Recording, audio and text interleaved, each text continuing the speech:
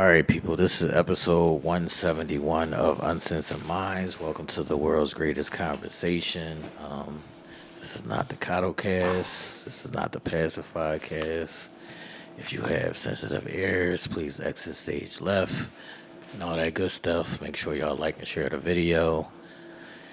And we're going to get into some serious talk now.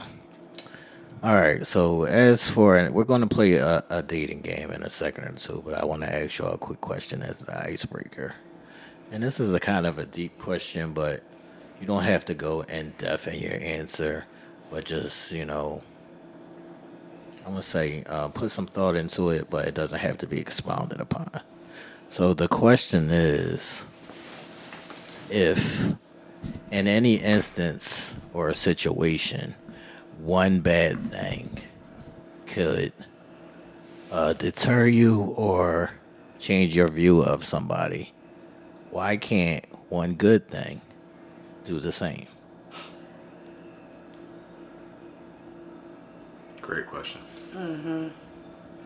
I think primarily it's based on the fact that sometimes it's human nature for people to dwell on the negative instead of pulling out the positive in things. So ultimately, that's the thing that is focused on the most. Whereas it's not the other way around. So why would I pull out the positive and allow that to steer me into thinking good of you and putting aside all of the bad things that I might have seen, known, or heard? Why would I do that?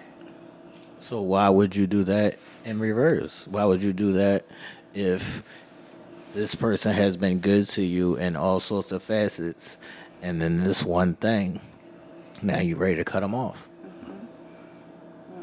Because it's human nature to gravitate more towards the negative aspects. And not only that, it too depends on, and we've talked about this many times, putting people on a pedestal and thinking and creating this ultimately perfect person, and then that the moment that they show a bit of being human and not being perfect, then it's a shattered vision of that person and they can no longer be good. They're tainted, it seems like, almost. No, what's your thoughts? I think we are a people of negative thoughts. Our being is so flawed and so adulterated that we sit here and say, oh, "I'm not this," but all the while we are. We have this mindset that you're guilty until you jump through hoops to prove your innocence. Instead of your innocence, and you're innocent until you've shown me on multiple levels that you're guilty. And I think we go into this whole thing of the moment somebody do something wrong is that was you. I knew the real you was going to come out when we're all imperfect human beings and we're allowed to be human. And the human nature of us is going to be distasteful to someone at any given moment. And that doesn't necessarily that's you as a person. It just meant that you had a misstep or you were living your flawed life that we all are. And people, again, hold you to such high valor that they don't hold themselves to. And then they castrate you for doing the most human thing, and that's being living and being yourself. And then they say, well, yeah, you did 50,000 great things for me. But this one little thing that you told me no, or we had a disagreement, then I got to hold you to that. And I can't hold you to the greatness that you are. I got to make sure that I tell you how bad you were and how negative you made me feel and how you weren't even entertaining my emotions. And that's such the human nature. I think the emotions of it is where people get tripped up at. So it's like, you could have did all these positive things, and then that one negative thing could turn me away from you because of how I view other people will view it. Like sometimes people have to stop thinking about outside perceptions or even their past dealings and deal with the here and now. So the here and now is me and you, and I think we got to start valuing like the scale. Am I happy with you or am I not? Yeah. Also, too, something that has resonated throughout me this whole past week is last week's show. We talked about questions that we can ask, getting to know a person. And one of the questions that went during our gentleman hour, and one of the questions that I kind of like, it sends a chill down my spine. It kind of like gives me an eerie feeling is when someone says, "Well, tell me about your past relationship," or whatever. And I just don't understand why that's of an importance, because what I got going on here and now has nothing to do with it. And the reason why I say that is because people will hold you hostage based upon a thing that you've shared about yourself that was a negative, because they're waiting for that to rear its ugly head. And it's like, all right, that was a one-off situation and that had to do with somebody else other than you. So why are you allowing that to be our truth? Or why are you even allowing that to be uncovered to where we now have this clean slate and you are allowing that to muddy up the water?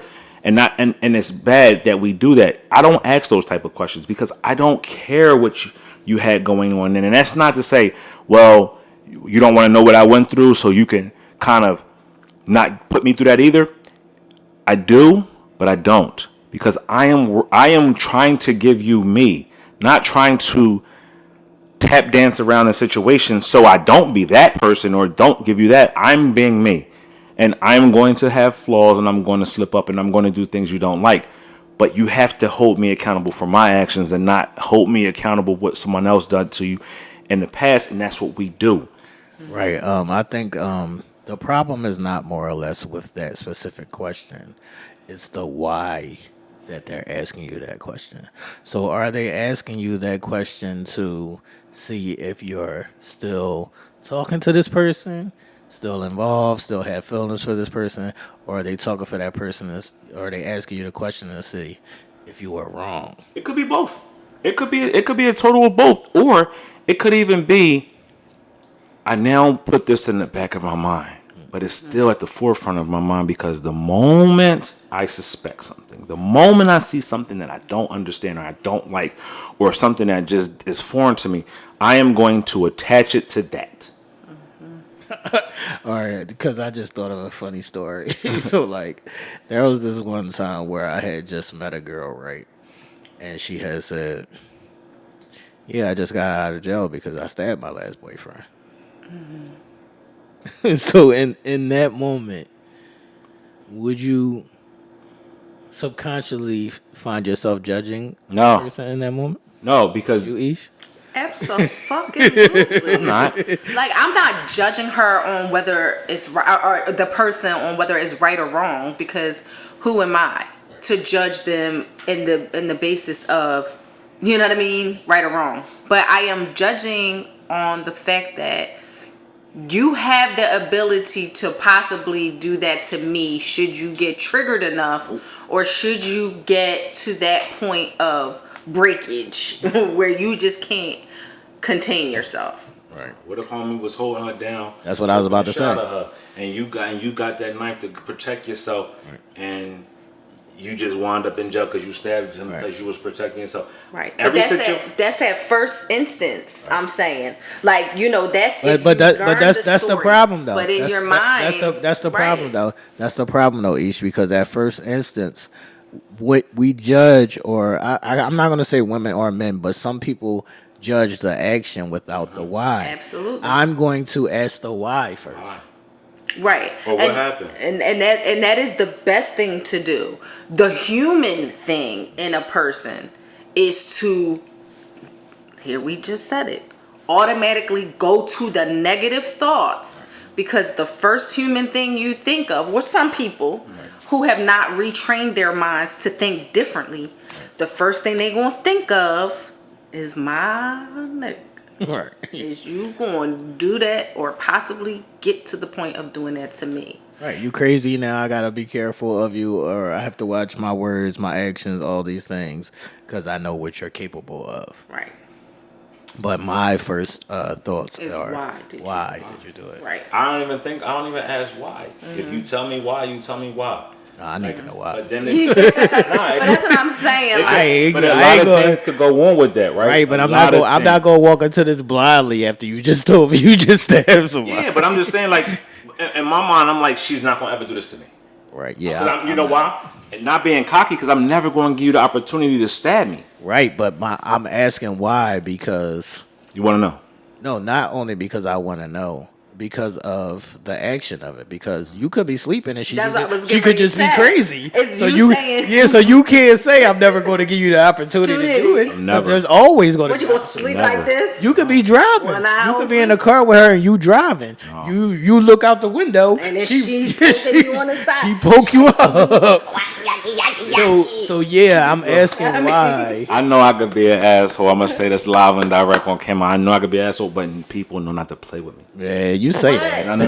We know But not see, to. here's the thing, and this, of course, is a biased opinion about it because again, certain people have a why, Right. Yeah, but then there are motherfuckers who is just Crazy. fucking lunatics, and even if they feel he not the one to play with, there could always be a person that said, you know what, Facts. I want to play today. Facts. Today is the day. Today is the day I'ma test this nigga gangster.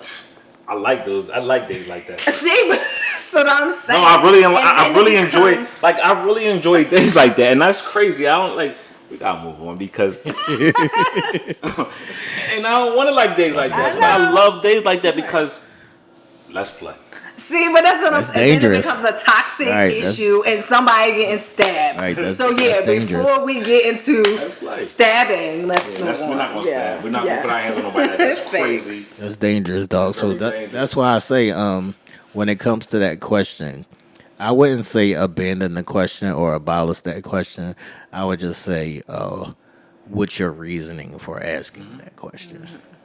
But then too, you know, it's twofold, and everything like we always learn. No question is a dumb question because it really is not. You're learning for your own personal reasons, your own personal comfort. But then you also could be learning just to be. All right, hold on. to be So let me ask you: would you rather a person ask you what happened in your last relationship, or would you rather a person ask you, are you involved with anybody now?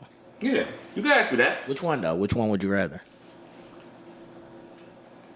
If you ask me if I'm involved in somebody right now, I am going to be very forthcoming and say either yes or no. And it's not nothing to hide. Even if I'm asked, well, what happened in your past relationship? I just think that opens the door for a number of different things that we could be going through and issues and challenges that we may face that you will say, see, that's what happened there. That's not there. That's like certain things just need to be Right, you want our experience to be ours. Yes, our experience to be our experience, and that's all I want. Not to hide anything, nothing. But what do me and her have to do with me and you? Right? Because every situation is But different. that's what I'm saying. I think when they're asking you that, that's not what they're really asking. They're asking, are y'all still involved? Yeah, but then I should clarify. Hey, are you asking, are me and this person still involved, or do you want to know why we are not involved anymore? And that question can be like, yeah, I want to know both. And you know what? I'm willing to tell both. Hey, we're not together no more just because our paths didn't cross anymore. Our time ran out, or whatever the case may be, or I did something wrong, or whatever the case may be. But it's just certain things that, you know, we can talk about other than that will help you get a better sense of where I'm at right now in life. That's beautiful. And I want to get your answer, Ish, but I want to tell the people that the biggest difference that people have to learn in these two words that are not the same is closure and clarity. Mm-hmm. So these two words are not the same, and you have to know the difference. But Ish, what is your answer on what would you rather somebody ask you? What happened in your past relationship, or are you involved with somebody now? I honestly think that I would rather. I hate when people ask, "Are you involved with somebody now?" It's not that I don't want to share. It's not, but I feel like that question is to be presented what that person wants you to believe. Not saying that people all the time are being dishonest. I'm not saying that, but I'm just saying it's so open when you're first meeting someone. I don't think anybody's ever really going to be. That's just me, how I think too. Right. That goes back to the phrase of everybody got somebody. Right. And so I feel like that question will never be truly, honestly answered truthfully. Okay, I'm not mad at that. So don't ask me that. I would rather you not. Okay. I feel like if you ask me some things about a past relationship, for me, I ask that in certain situations because I want to know more about you. Right. Like, was it something that you didn't like? Was it lack of communication? Was it growth changes? Like, did you outgrow one another? Like, I kind of want to know to find a balance just in regards to where your mind is at, more or less.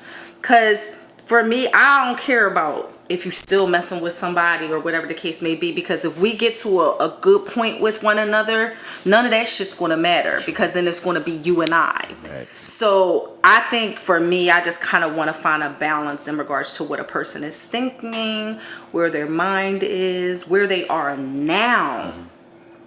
Have they seemed to have grown from any past relationships or is situations or whatever the case may be, So I would rather somebody ask me that question. Yeah, I'm not mad at either or. I would rather the question be proposed as to what are your intentions moving forward. Yeah. What are you looking for now? Right. Where do you stand now? The person that's in front of me. Right. Right? Because that can be a totally different person than the last relationship.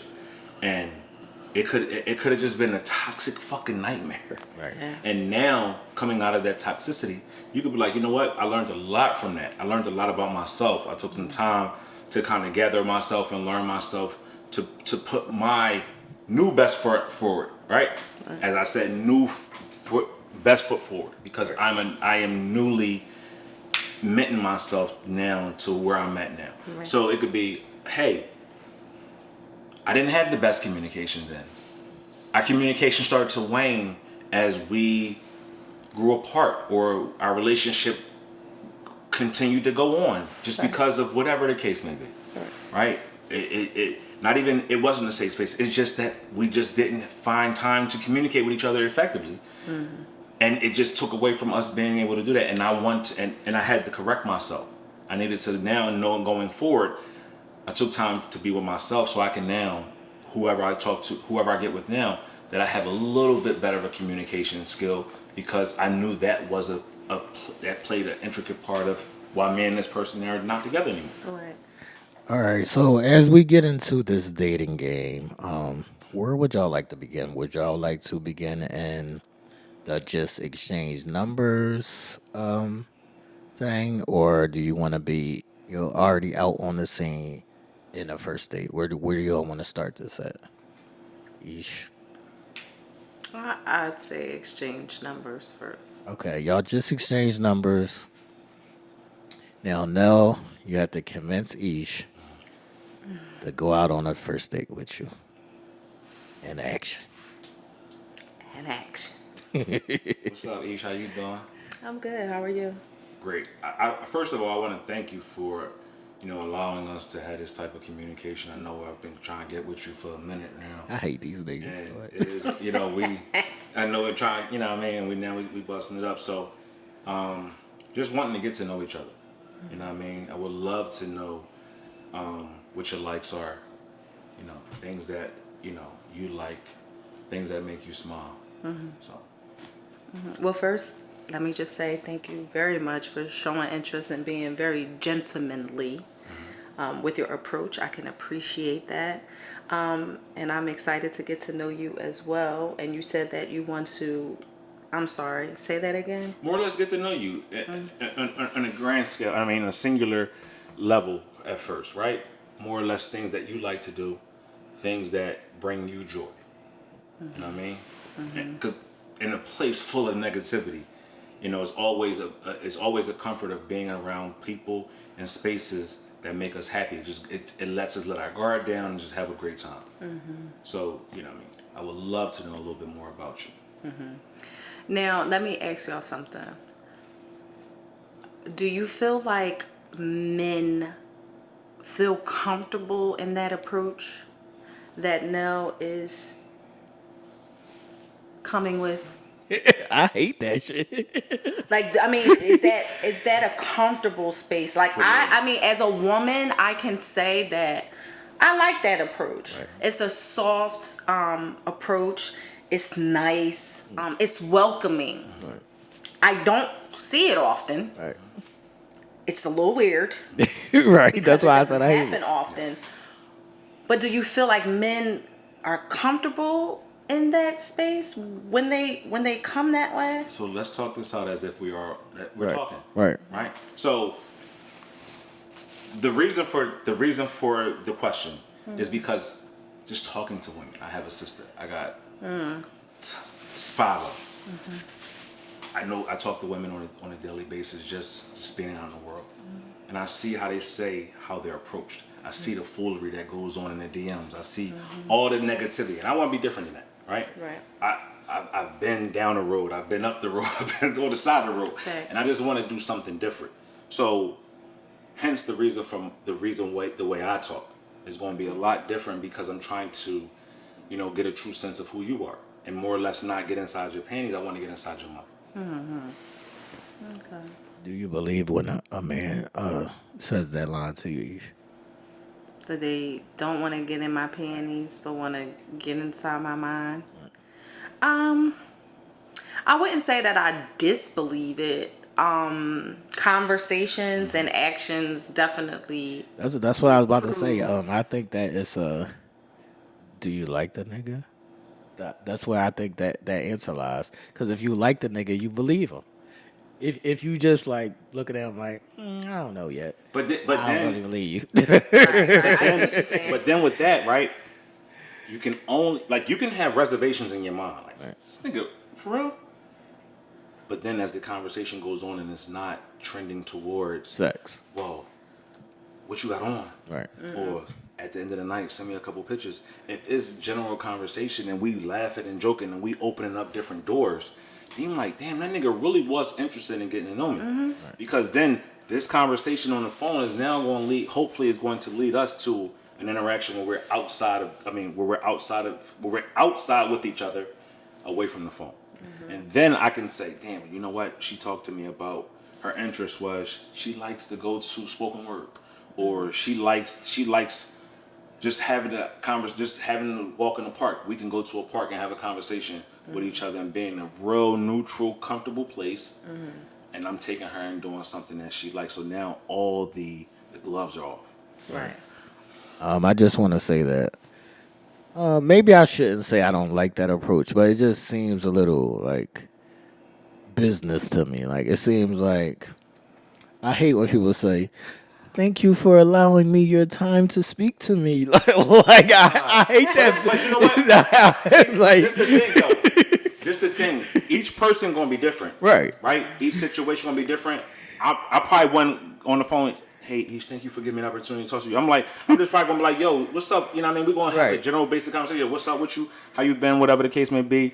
I know I've been trying to get with you for a minute, or we've been talking for a little while, whatever the case may be. Tell me a little bit about you now. I think I know something, but expound more on who you are. Right. I ain't gonna like, thank you for giving me the time. That's, you know what I mean? Right. But for the most part, it's like, yo, what's up with you? Like, tell me a little bit more about you. Right. Because I don't want you to say, well, what you want to know. I already gave you the parameters of where I want to know. I said, tell me what you're interested in, Right. what your likes are, and what makes you smile, right? Because I want you to think about that shit with a smile on your face. So when you telling me, yo, I like to go I like to travel. I like to do these things. Because now you're showing your enthusiasm. And that's going to hopefully lead me into something that we both got in common. Damn, you like to travel? So do I. What was the most exciting place that you've been, you know what I mean, Right. in your travels? You been anywhere lately? Yeah, I like this place. I like that place. All right, now we got something that we can talk about versus, damn, how the weather? Or what you do today? Or, I feel like it's given, like when women answer that with, well, tell me what you want to know, or even if it could be men, I feel like that's given. I don't know how to answer this question, and I might not even know myself. So I need you to lead me oh, yeah. instead of me just having answers. Right. I would agree. Absolutely. So I that's would what I agree. feel like it is. And two, I find that sometimes people allow their anxiety or their overthinking to take over, especially during those initial conversations, because some people are get a little nervous, or they don't want to stumble over their words, or they don't want to make a bad impression, and they feel like, I don't really know what he likes or what he doesn't like, so I don't want to That'd be say the the fake wrong shit. thing. That's what I'm saying. That's when you Right. get the fake answers. Yeah. Don't give me the fake answer. I want the real answers. Right. I want to know you. I don't want to know the fake shit because the fake shit gets you in trouble. Because then when you give me fake and I'm trying to do things that's going to make you feel comfortable, you like, I don't really like that. I just was telling that nigga that just because it sounded good. Right. And now you doing shit that's like you working harder than smarter. Hence, I'm going like if you say, well, what you want to know? I'm not gonna be like, well, you. I'm gonna be like, all right. I want to know this. What are some of the things that you like to do? Right? Because then you are now on the hook to answer those things. And if you like, well, I really don't do much. I really don't get out much, or whatever the case may be. Oh, cool. You know what I mean? I understand.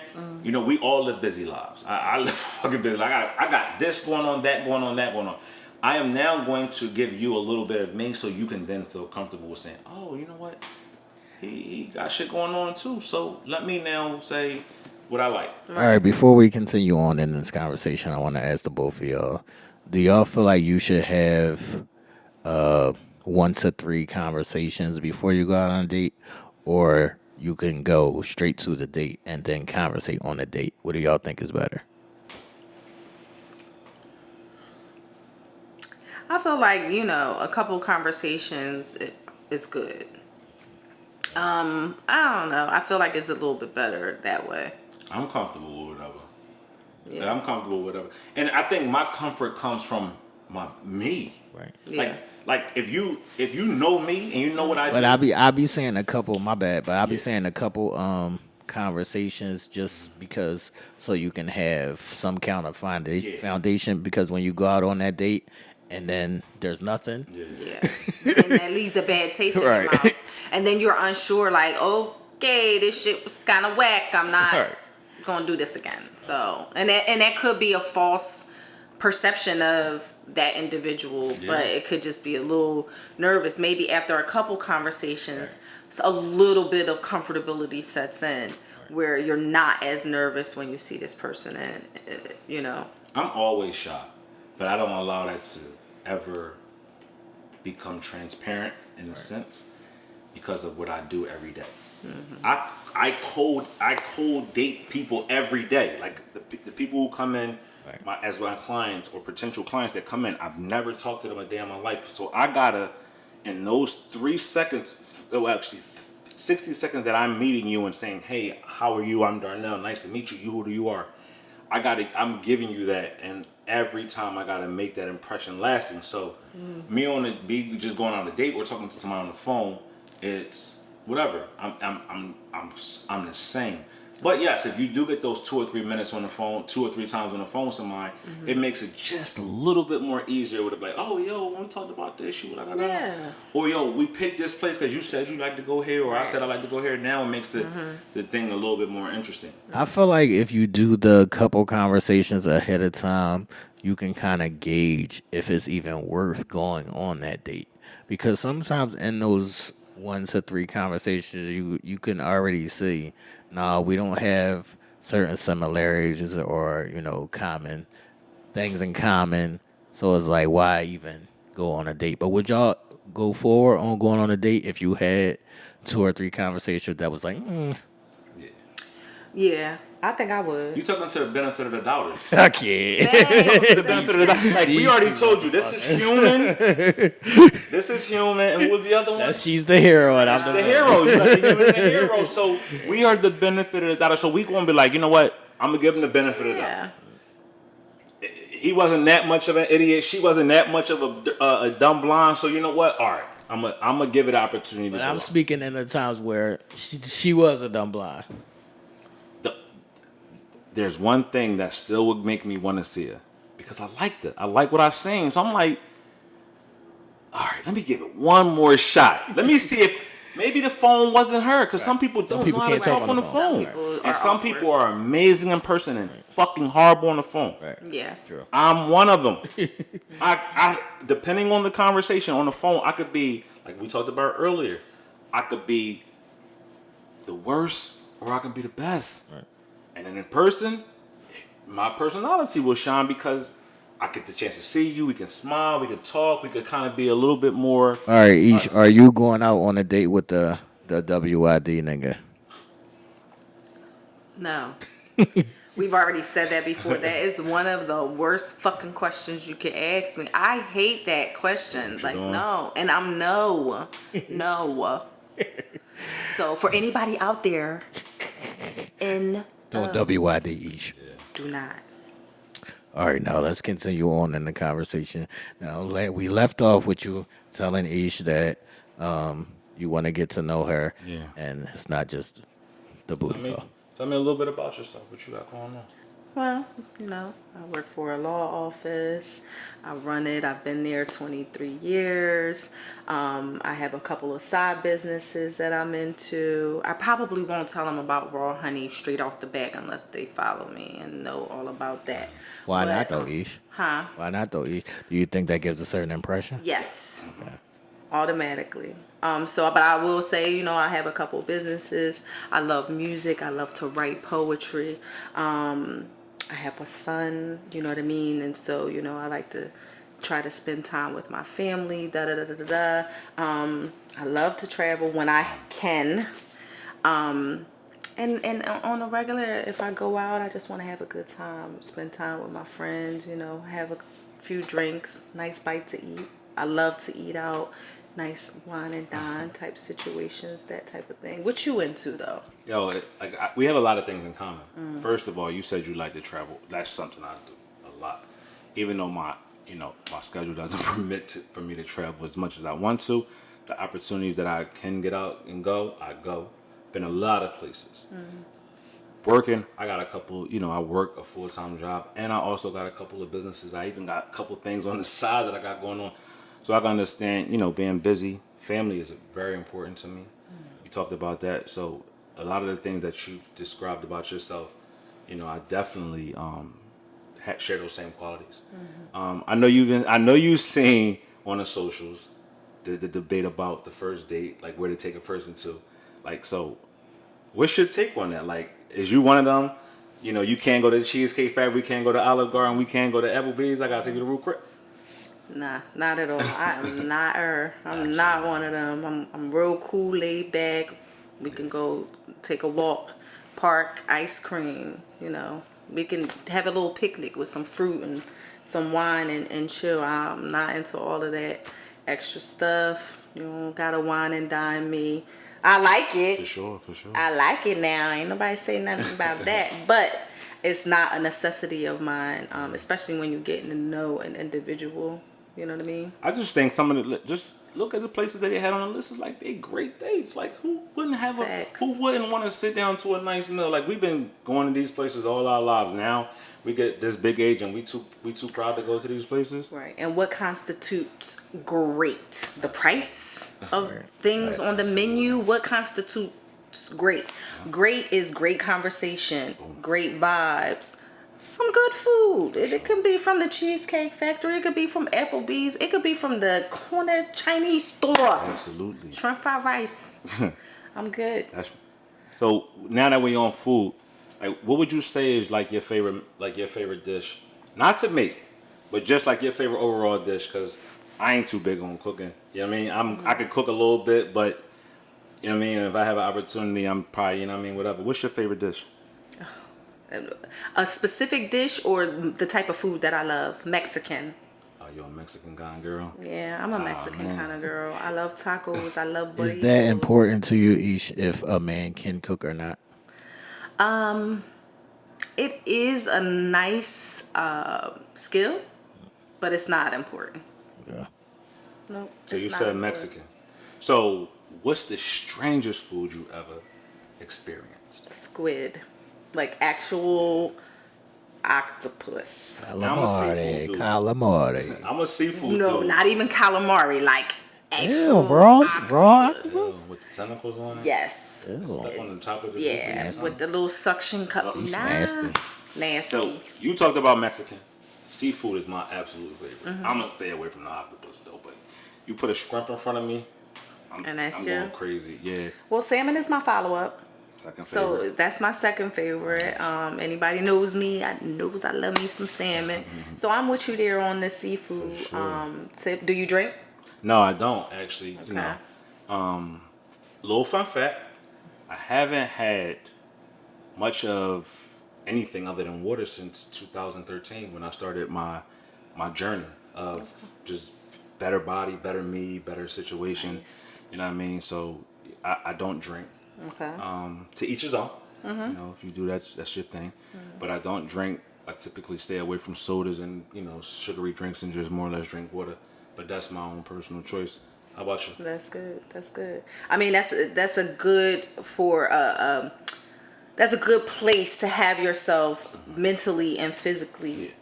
Me occasionally I will partake in the spirits, wine, tequila is my favorite. Most of my drinking is just social, or if I am, getting ready to do something where I kind of want to pump myself up a little bit. But I ain't no alcoholic or nothing like that. Can you handle your liquor? I can handle my liquor very well. Okay. But I will say this. I'm a crier. Are you? Okay. I am a crier. So, sometimes if I'm drinking wine and we're having a conversation about something that touches me or maybe triggers me, I might just bust out crying. Is that a problem? No, that's cool because it don't. You put a movie on like what makes me. I ain't even gonna lie to you. See? Finding Nemo. When life gets you down, you know what you gotta do? I don't want to know what you got to do. Just keep swimming, just keep swimming, just keep swimming, swimming, swimming. I can't. Now, Finding that's one of my favorites. Another fun fact. One of my favorites. But when let me paint the picture here. When Dory and Nemo is at an underpass and Nemo has to go back with his dad and he leaves Dory there and they had that little goodbye. Always drop a tear right there because he's leaving somebody who he's became a friend with, but then he's also reuniting with his pop after trying to find him all this time. Like they just, I don't know. I'm a crybaby too in the second season. But it just came to mind when you said I'm a crier. I just was thinking about my boy Nemo. so is this a good or a bad thing? I've never seen Finding Nemo. No, I can't. That's a good thing because now we got something to do. absolutely. I mean that's a absolute good thing. Either we can watch it together, or we can watch it separately and we can tell me your take on it. Right. You know what I mean? So Now, what would you feel about recreating a scene from Finding Nemo? How? I don't know. all right. So being so that you've never seen it, Yeah. there's a couple of scenes that you actually can recreate, and that's going to the dentist. One of the scenes is Nemo was captured and put into a tank at the dentist's office, and he's seeing the patient come in there. And a lot of people hate the dentist. Some people love the dentist, but you can recreate that scene. So whenever you're in a dentist's office and you see that your dentist has a fish tank, look in there and see if he got a little orange fish in there. If he do, that's my boy Nemo. Okay. We gotta rescue him. You did call me so I can come up there and rescue my boy Nemo. You also talked about travel. If you can time travel back or forth to an event in life, where would it be?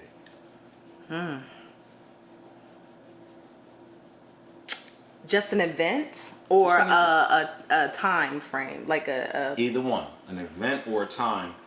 What would it be? high school. And I always say this, like, if anybody asks me this question, like, high school, and the times that I had in high school was always like my most memorable, my most fun, my most happiest times in my life. And I've had a ton of happy times, a ton of good times, more memorable events. I've had a son, like a lot of different things. But that time is when I was the most pure, Great times. the most happiest, surrounded by the most genuine of people outside of my family, obviously. But yeah, I would say high school. How about you? That's dope.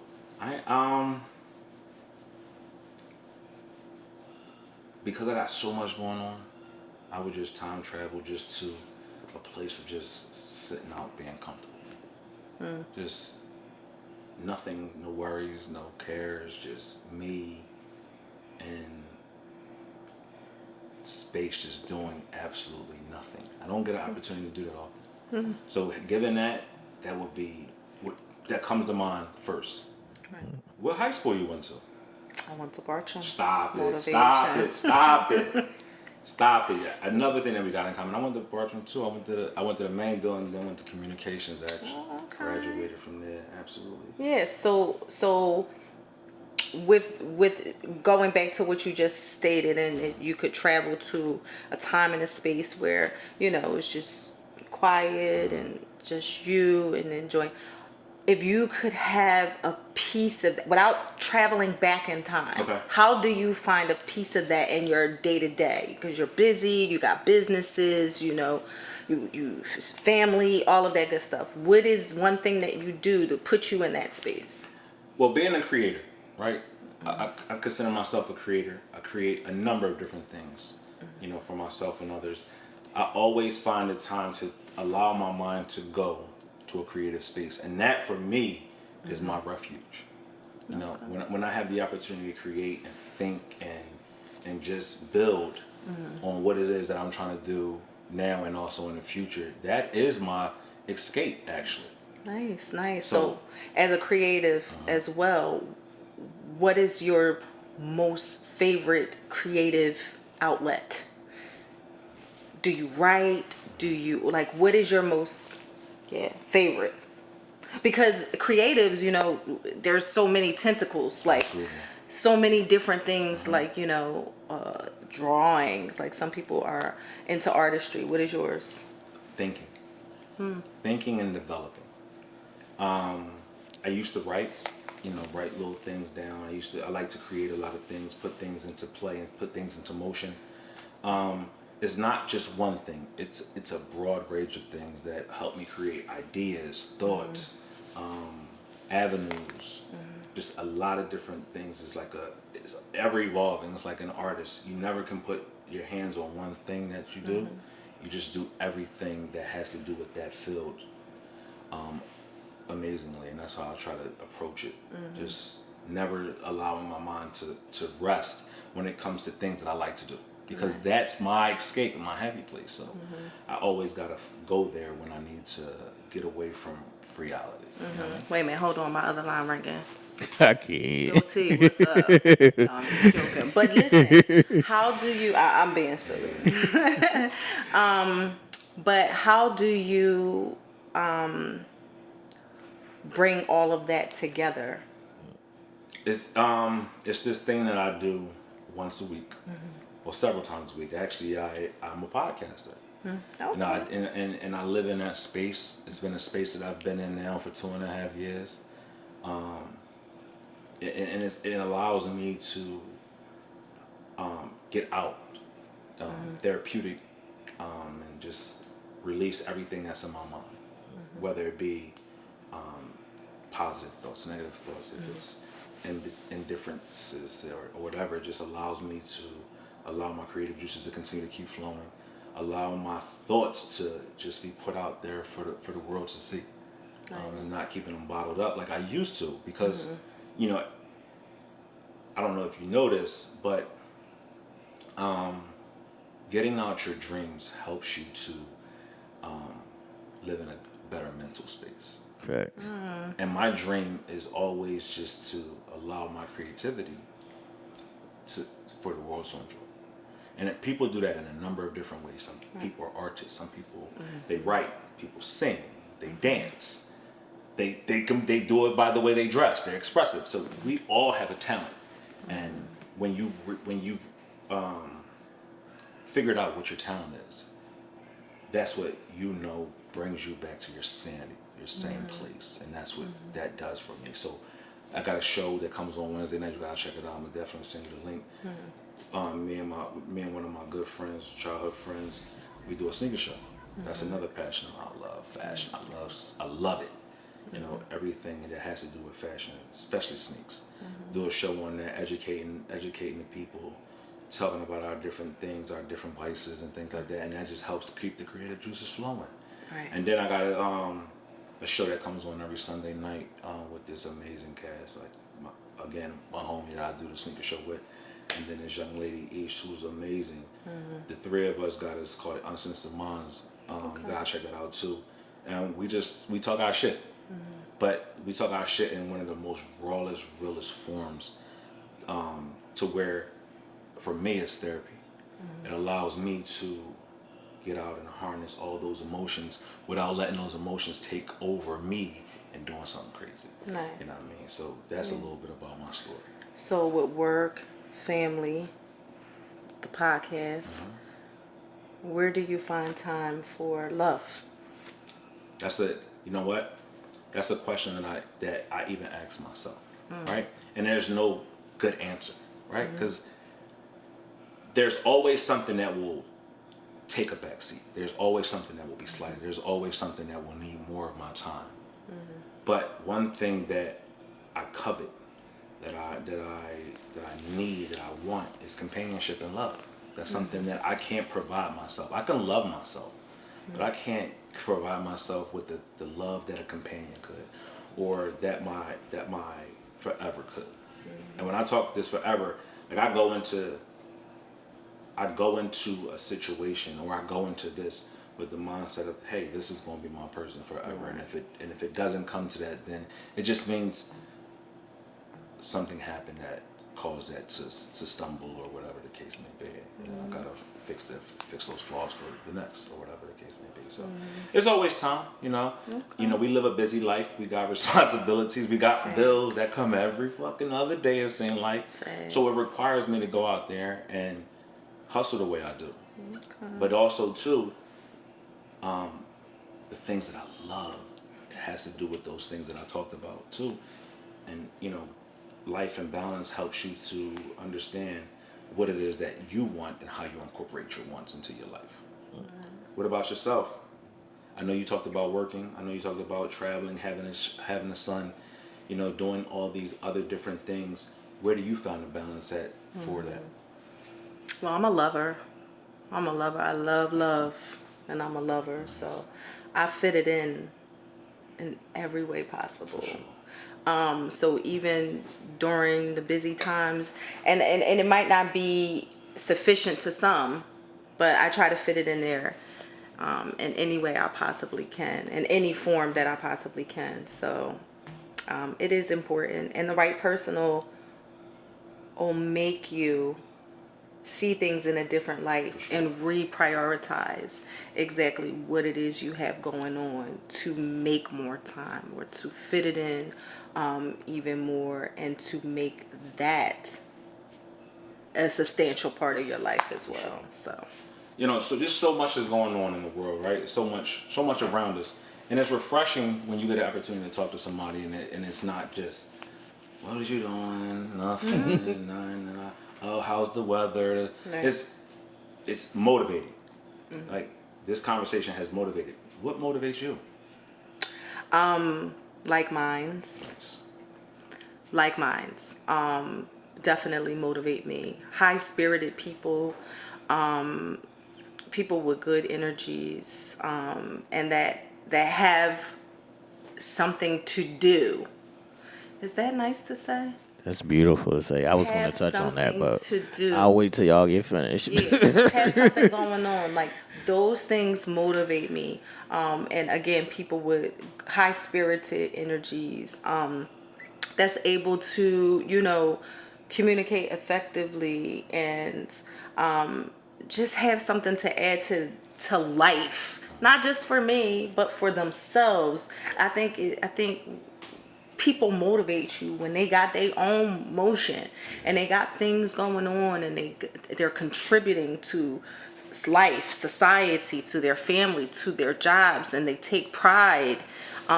Those things and those type of individuals motivate me, and they keep me pushing. What? One last question that's super important that I even ask myself. What is the most important thing you've learned about yourself recently?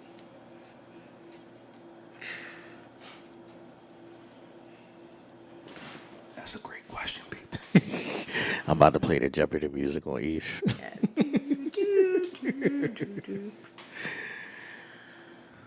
Can you ask it one more time so that I'm digesting it. What is the most important thing you've learned about yourself recently?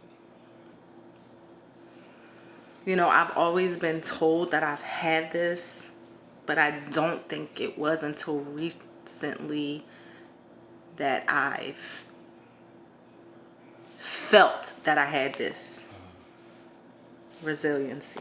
Wow. If you don't mind going just a little bit deeper for me, where do you feel like you had to be your most resilient?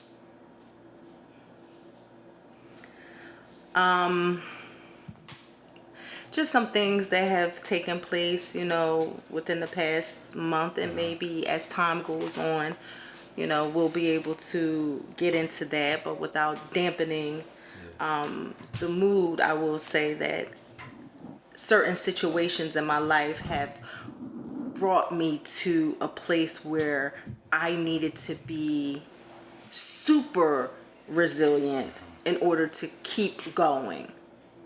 And again, I have been told that I had this quality, but just in a different aspect. But lately, this is out the water resiliency. So It's funny because people see things that we don't see first, and they're able to pinpoint. I'm like, yo, I know Ish has these qualities, right? I know Nell has these qualities, and we don't see those until late because we moving so fast, and we move and just going through life, and chugging along and being as humble as we possibly could be. That once we start to see those qualities, or we start to see those important situations, then we can sit back and I'm like, damn, I really had to be this in order for me to get here. Just to piggyback off of my own question, one of the most important things I've learned about myself in this 2.5 year swing, as I talking about doing this podcast. I use this along with other therapies that I go to just as a place of refuge and just learning myself. Always had this demeanor, this cocky bravado, and I just think this comes along with life that, I don't need therapy. I don't need to talk to nobody. Everything is okay and everything is good. Everything is not. And it's okay to not be okay. But it's even better to find out that you're not okay and talk about it. Also, it's okay to be flawed, because then you have something to work on to be better. Because if you look at yourself as everything is fine, you're lying to yourself, because you're not doing yourself as a service of growing within your truth. You're not doing yourself. You're doing yourself and everyone else who comes in your way a disservice by not being honest with yourself. And that's what I've learned.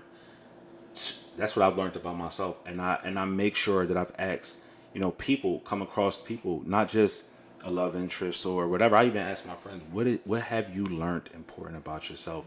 Because it makes you think.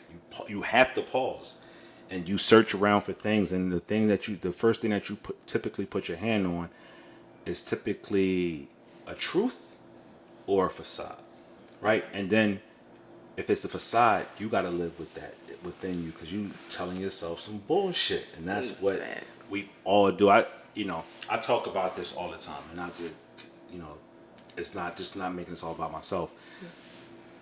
We live in this microwave world where everything that we think we just put in the microwave and it's supposed to be done just like that. It does. It's done just like that. But just think about it. How much nourishment are we really getting from that?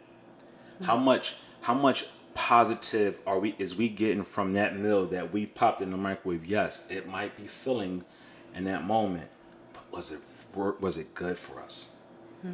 And that's what we got to look at when we're doing anything in life that has to do with us.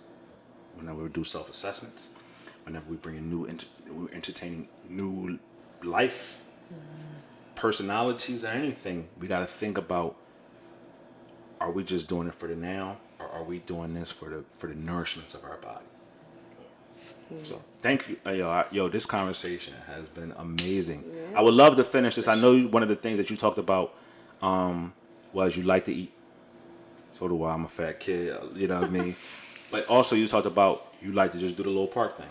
It's supposed to be nice this weekend. If you free, I got some time on Sunday. How about we we meet up at the park or whatever the case may be, grab a little wood ice, a little pretzel, whatever, and just walk and talk. Absolutely, I would be down. All right. For sure. Absolutely. Bring it. Conversation. Also, bring your little thinking cap because we're going to talk a little bit more. So I want to know about a little bit of the other things that you talked about when you told me about your interests. Tell me about some of these places that you've been. I'm a travel. I love exploring new places. So, you know what I mean? When I see you again, we definitely going to talk some more. Chop it up. I can't wait. For sure. All right. That's it, people. What the fuck? All right, I want to say that was a great example, and those were some great questions. But I do want to say that there was some cheating in there. So there's a lot of cheating in there because there's familiarity, between y'all two. So I want to ask y'all, what would be your advice to somebody who just met and like they feel a little anxious or they might feel a little nervous? What would be your icebreaker, or what would make you feel comfortable? Because a lot of times, even before like my younger times, I've seen girls be like, I wanted to ask you such and such, but I didn't want you to think I was stupid, or I didn't want to sound dumb, or whatever it may be. So what would be your advice to that person who is a bit nervous or anxious, and like they're not speaking just because I don't want to sound dumb? Get out your head. Take some breaths. And just know that just as you want that individual to be their genuine self, that you can't be your genuine self if you are allowing your mind and your nerves to take over and control the conversation. And by control, I mean not in control. Like you're frozen because you don't want to ask questions. So then if you're thinking about it, you like, oh, I don't want to ask that question because I don't want to seem dumb. And then the next 5 questions you're going to question. And it's just going to make for whack ass conversation because you can't be who you genuinely want to be. And then you can't ask questions that you genuinely want to know. So I say get out your own way, get out your head, and And what would be your advice if a girl was like, she always wants to talk to you, she's calling you constantly, but when she calls you, she doesn't really have much to say? Yeah. We always say this every week. Know your person.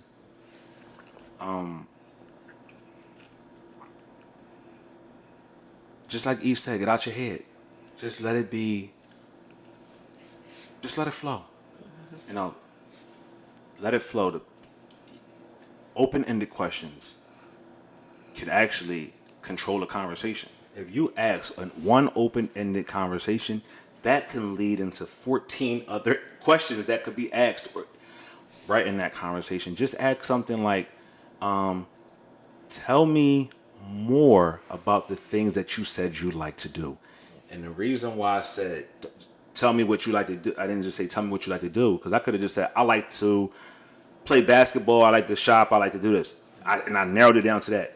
But if I said, tell me a little bit more of what you like to do, now you're asking me to expound on that. And then as I'm talking, then you can latch on to something that I said that you like, and now we got a common interest, and we can talk about that for a couple of minutes, and then we can go on to the next thing. And I might say, all right, shit, damn, like you like that too, like what you like about that? And now we going back and forth, and now the doors are wide open, wide open.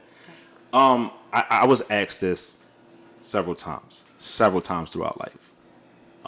What is it that makes you choose the women that you choose as far as being older or mature? Right. There's a history there. There's a story. There's substance. Not saying that younger women or just older women have substance, but they have a story to them. They've lived life. They understand to an extent, right? Some or whoever, all. There's a story there.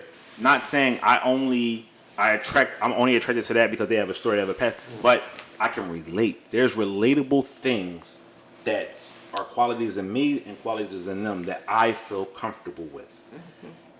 Hence, the conversation can flow into different areas and things. If you talk to somebody who has no, as T says, has no outside experience, the conversation is hard. That's where I wanted to go next because each did say something about people having something to do or people having motion. So, the conversation can easily flow between both of y'all because y'all have motion. Mm-hmm. Y'all have things to talk about. Y'all, there's moving parts. Mm-hmm. So what would the 9-to-5er who may not want to talk about their job, but they just have a 9-to-5 and then they come home and they don't normally go out or do anything other than that, what would that conversation look like? So let's say you got a 9-to-5. Mm-hmm. You don't go out. And the question I even posed on the thing, I said, right, you tell me your career, and that's all you do. You work, go home, you chill, you get ready for the next day. Mm-hmm. Okay. Well, if you could choose a career path, what would you do instead? Right. Because that is telling me, that's helping you to be comfortable with something that you do every day. You work. Right. So if you wasn't doing this, if you could do something else, what career path would you have to choose? You might be like, I don't know. Stripper. I don't know. I don't know. You know what? I never thought of that. Then I can say, you know what? I actually I'm doing this. I do this now. But I actually I had aspirations of being an OBGYN. That's something that me and you have in common. You go to the OBG, you go to the obstetrician. I mean, not the obstetrician. You go to the gynecologist. You ain't pregnant, but you go to the gynecologist once a year or twice a year, right? So that's something that we have in common. I wanted to do that. You do that. Mm-hmm. So now you know what that's going to do? You're going to probably laugh. All right. Can Why you want to do that? I would say, too. Go ahead. You should give your answer, and then I'll ask my question. Go ahead. Yeah, no, I was just going to say, too, you could say even outside of career, you can be like, okay, well, I know you work and you chill most of the time. You don't really get out, but so you must be in there doing something. What you watching on TV? Like, there you go. What you like as far as, TV goes. You can go with movies. So what if the person says, all right, I'm going to play devil's advocate here. What if the person says, I don't watch TV? Okay, well then you listening to some music or something. You're not sitting there looking at the wall. I don't listen to music. All right, well, what you thinking about while you sitting? I just talk on the phone to my friends. Okay, well, what you and your friends talking about? A little bit of this, a little bit of that. Okay, they guy friends or girlfriends? Both. Okay, and what's a little bit of this and a little bit of that? Whatever's going on in their life. Business, whatever's going on in their life. Typical gossipy shit. Oh, okay. Well, you need to find something better. But wait a minute. My line ringing real quick, but that's what I was getting ready to say too. But T, you can go ahead with your thought, but I do want to circle back to that when I said you was talking.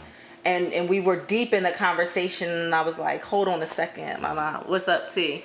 I did that for a reason. One, being silly, but I did that for a reason, and we can circle back to that.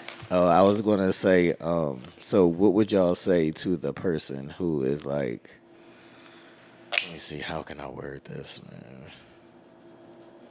So this person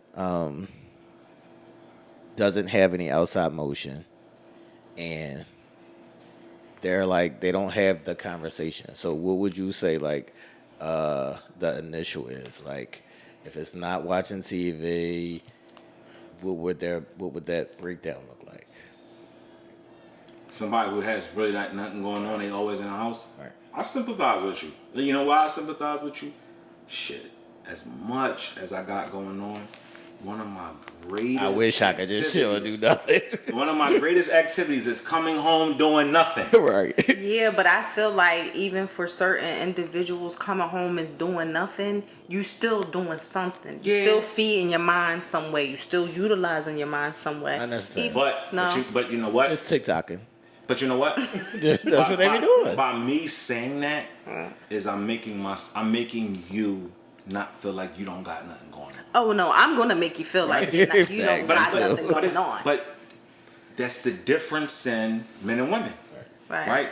Because we have to control. We have to be able to we have to be able to communicate. Right. You want to hear some kind of communication to make you comfortable with who you talking to. You don't want no nigga that's just yeah, whatever.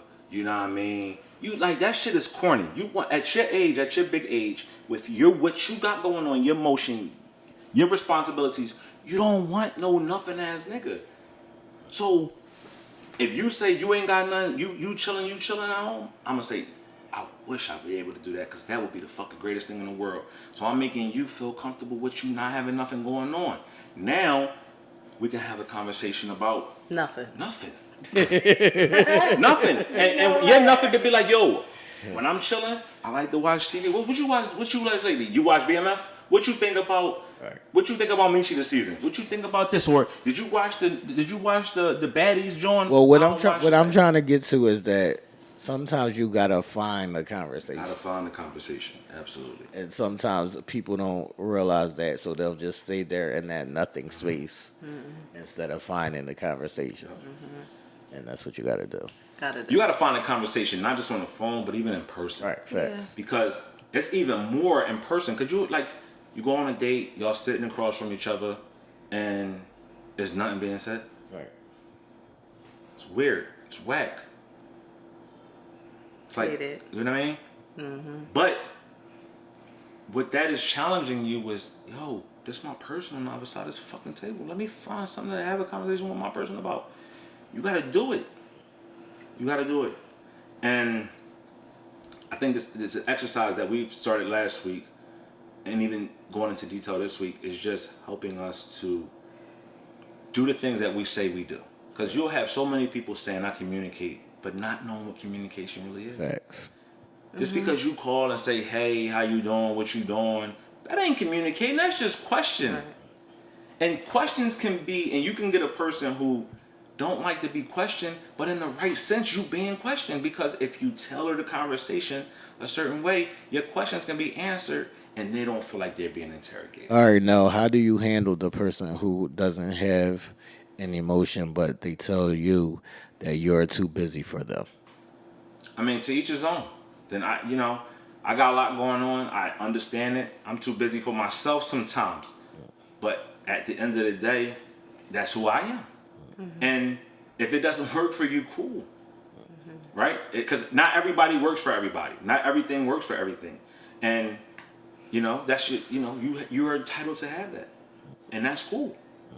What do we do at this point? Because I'm going to make sure that I take care of what I gotta take care of. Thanks. All right, Ish, what did you want to circle back to?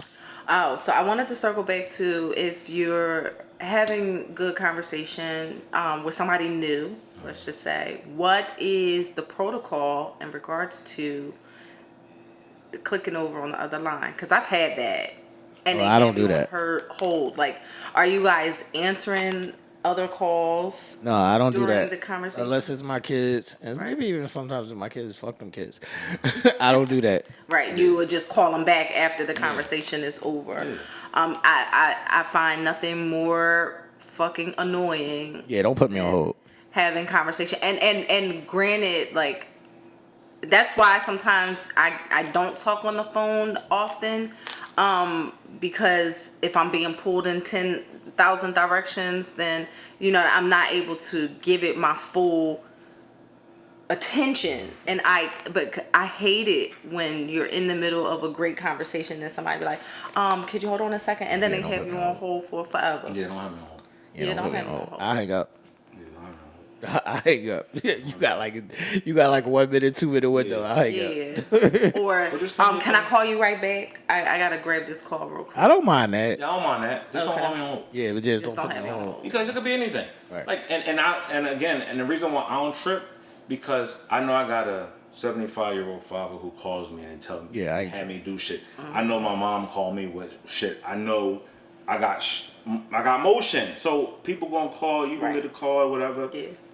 If I need to take the call, I say, yo, can I call you right back? That's my father, whatever. And I'm sharing why I need to do that with you. Like, yo, this is another part of my life. I go help my father after work. I make sure he cool. I do little things here and there just to take a little bit off of him because he got this going on, whatever. So you are comfortable with what's going on. I try to make it like I think we as men have to make y'all feel more comfortable than y'all make us feel comfortable. Why you say that? That's just the nature of the beast. What you mean, on the phone or just in general? Just in general. Like that's a fact. we have to be more forthcoming Right.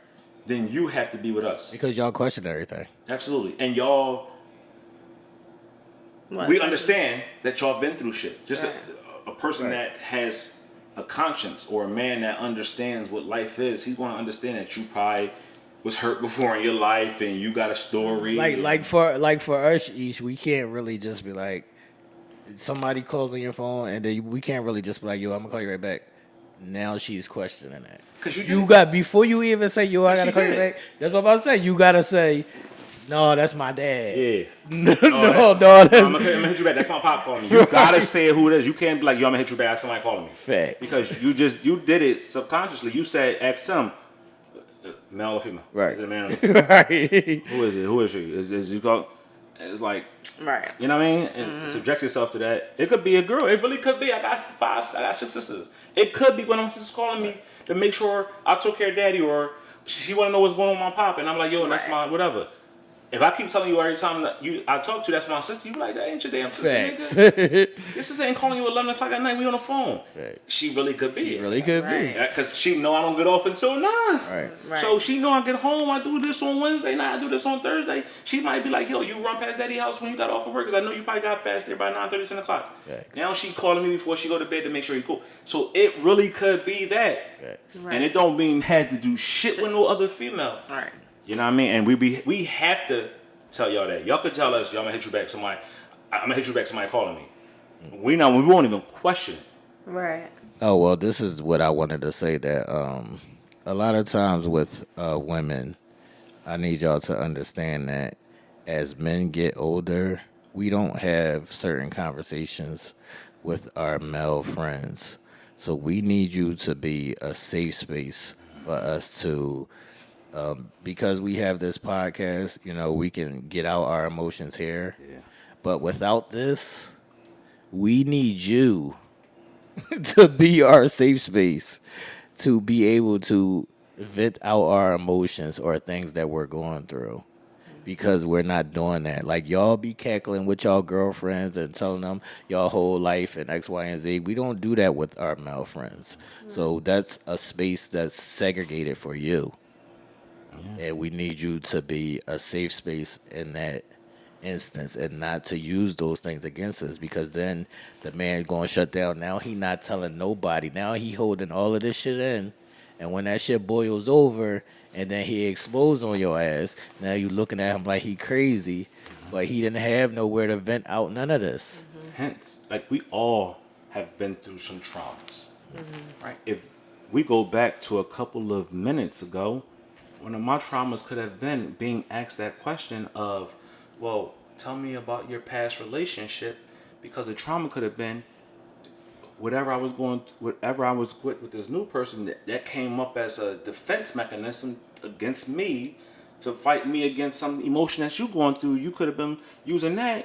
Now I'm not in a safe space no more. So now I'm reclusive when it comes to talking about that, because I don't want that to rear its ugly head, because I'm not in that spot no more. I'm different. I've grown from that. I'm matured from that aspect.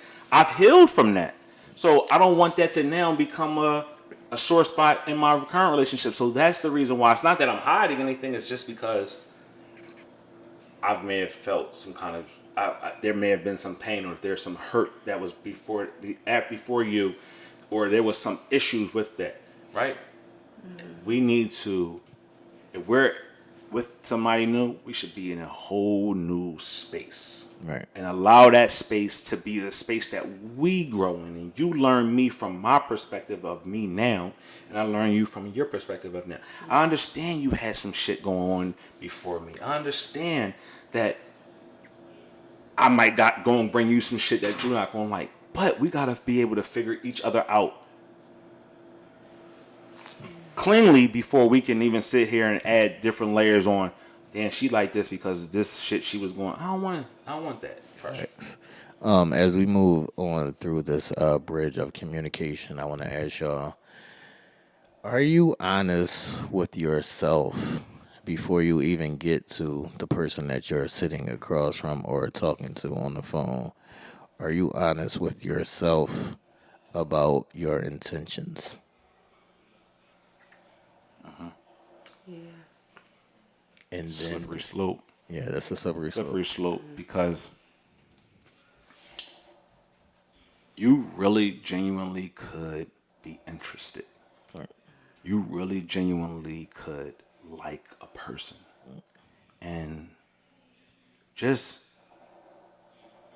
different instances, just dealing with that person Could alter. can alter that. And it doesn't mean nothing about you were playing games, you were running games, you was being narcissistic, you was fault. No, your representation wasn't ill, it was real. It just meant this shit right here is taking me to a place that I don't want to go. And before I go, I would much rather remove myself from it. Right. And we don't have that right. Facts. As I turn around, look at my female co-hosts, we don't have that right to walk away. And you know why we don't have that right? Because we will be dogged. That's a good point. Now I want to ask Ish. All right, Ish. If there's instances where a guy can talk himself from not getting the panties, why can't there be instances of a girl after she's given the panties blow it? Blowing. What do you mean? There is. No, it's not. But no, and I've said this before. I don't understand how people can move in the instance where they don't feel like shit can never change. That just because you gave up the draws, that solidifies your place in the space. It doesn't. And you should always be on your A game. Because there are times and there could be things that could deter a person or change a situation and it not be the same. So, Like, if you know you, and you know you don't like drama, Right. you need to steer clear from that because you know what that does to you. And you communicate that with your person. Like, yo, chill. Everything ain't meant to destroy us. Chill out. And you as a female, every little instances that you get in your feelings, your emotions, you don't talk to me for days. Or you say fuck me and fuck all this and whatever. But when you get out of that and you miss me and you call me or you text me or you send me a text saying, damn, I ain't heard from you. Like, that's crazy shit. And when you tell your person, no, I don't want to go through that. I'd much rather us have more good times than bad. And you communicate that with them and they don't understand that. And then you had, at some point, you have to remove yourself. Or that lad, fuck you, motherfucker, you ain't shit, I'm out, I'm done. And you don't give them that call that they've been looking for because they want you to make the apology. And you say, all right, well, you said fuck me, so it's fuck us. We don't have that opportunity to, because then the next, what it is you wasn't real, you was phony, you was fake, you wasn't in this. Remember, you told me fuck me. You said you was done. You couldn't do this no more. But because you miss me now it's, all right, I better get back on the good foot. Mm-hmm. That's why we always say as men, every show, the playing field is not level. It's not equal. It's not even, it ain't even 50-50. It ain't even 60-40. It ain't even 80-20. It's 95.5%. Not 95.5. It What is is. going on, ladies? It is. It's 95.5% because it's y'all emotions take over, and that's life. Facts. Deal with Our it. emotions take over, and we're sassy. Right. Our emotions take over, and we complaining, and we always bringing something back up, and we doing this. Y'all can have y'all emotions, and we supposed to just deal with it every time. No, I wanna ask Ish because she's a female, and I've heard this same story from a couple different females, and I know Isha's probably heard this from a couple of her friends, where they say, "I was talking to a guy and everything was cool, and then after we had sex, he kind of faded out." Now, they will say that he faded out because that's just what he wanted. And that could be true, but that could also not be true.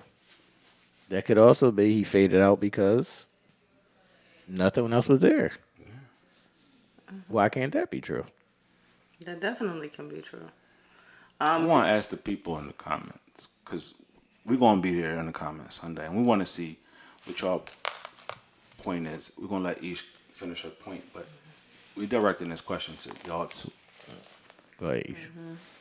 I think in that instance, a woman is not confident enough in who she is to not think the latter. Because when you are confident in who you are, you can know that you are magnificent, but you just might not be for everybody. So, you guys might have had sex. The energy might have been off. You are intertwining bodies with someone. So just because everything was cool up until that point, that energy, that connection, that chemistry can be so off that it's just not worth pursuing for him anymore. Right. And it doesn't take away from you and who you are and what greatness you are. It just means that you wasn't it for him, or it just wasn't right, and that's okay. Doesn't mean that he has to now be a bad person. It doesn't mean that now he ain't shit and now he had an agenda or whatever the case may be. But you should be so fucking thorough that it ain't gonna matter if he had an agenda or not. Like, okay, and we did that, we had that. Now what's next? Because obviously I ain't what he on. Matter of fact, he not what I'm on now. Right. And we on to the next. That's it. That's what I mean. I just don't like the playing the victim part as if you didn't make a choice to have sex with him too. Facts. You chose to have sex with him too. You made a choice. That's what you want to do. That's what he wanted to do. That's what y'all did. That don't mean it has to, springboard into something. Whether it does or it doesn't, right. All things can be true. I also have another question. What is the difficulties in saying I'm sorry or I was wrong? From a female standpoint. Good luck with that answer. I mean, I don't see what the problem is. I need to know though. Good luck with that answer. They're never wrong. Like the shit that, like, ladies, y'all have to realize that the shit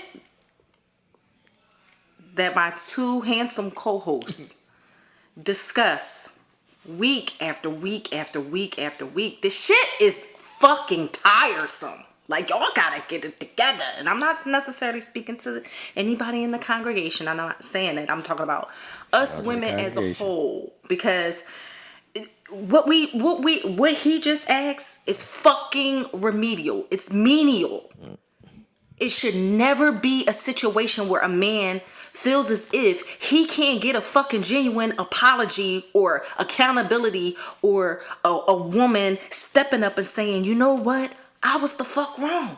I was the fuck in my bag. I was in my emotions. I'm sorry. God damn me. Let me take 5 minutes to get my fucking self together, and then we can reconvene this conversation when I got my head on straight. Or we can tackle your issues that you want to get across to me, and maybe we can find a happy I'm medium. gonna tell you why this is after you finish, Ish. Yeah, but Go I'm just ahead. saying, like, it should be something. This is fucking first and second grade shit. Facts.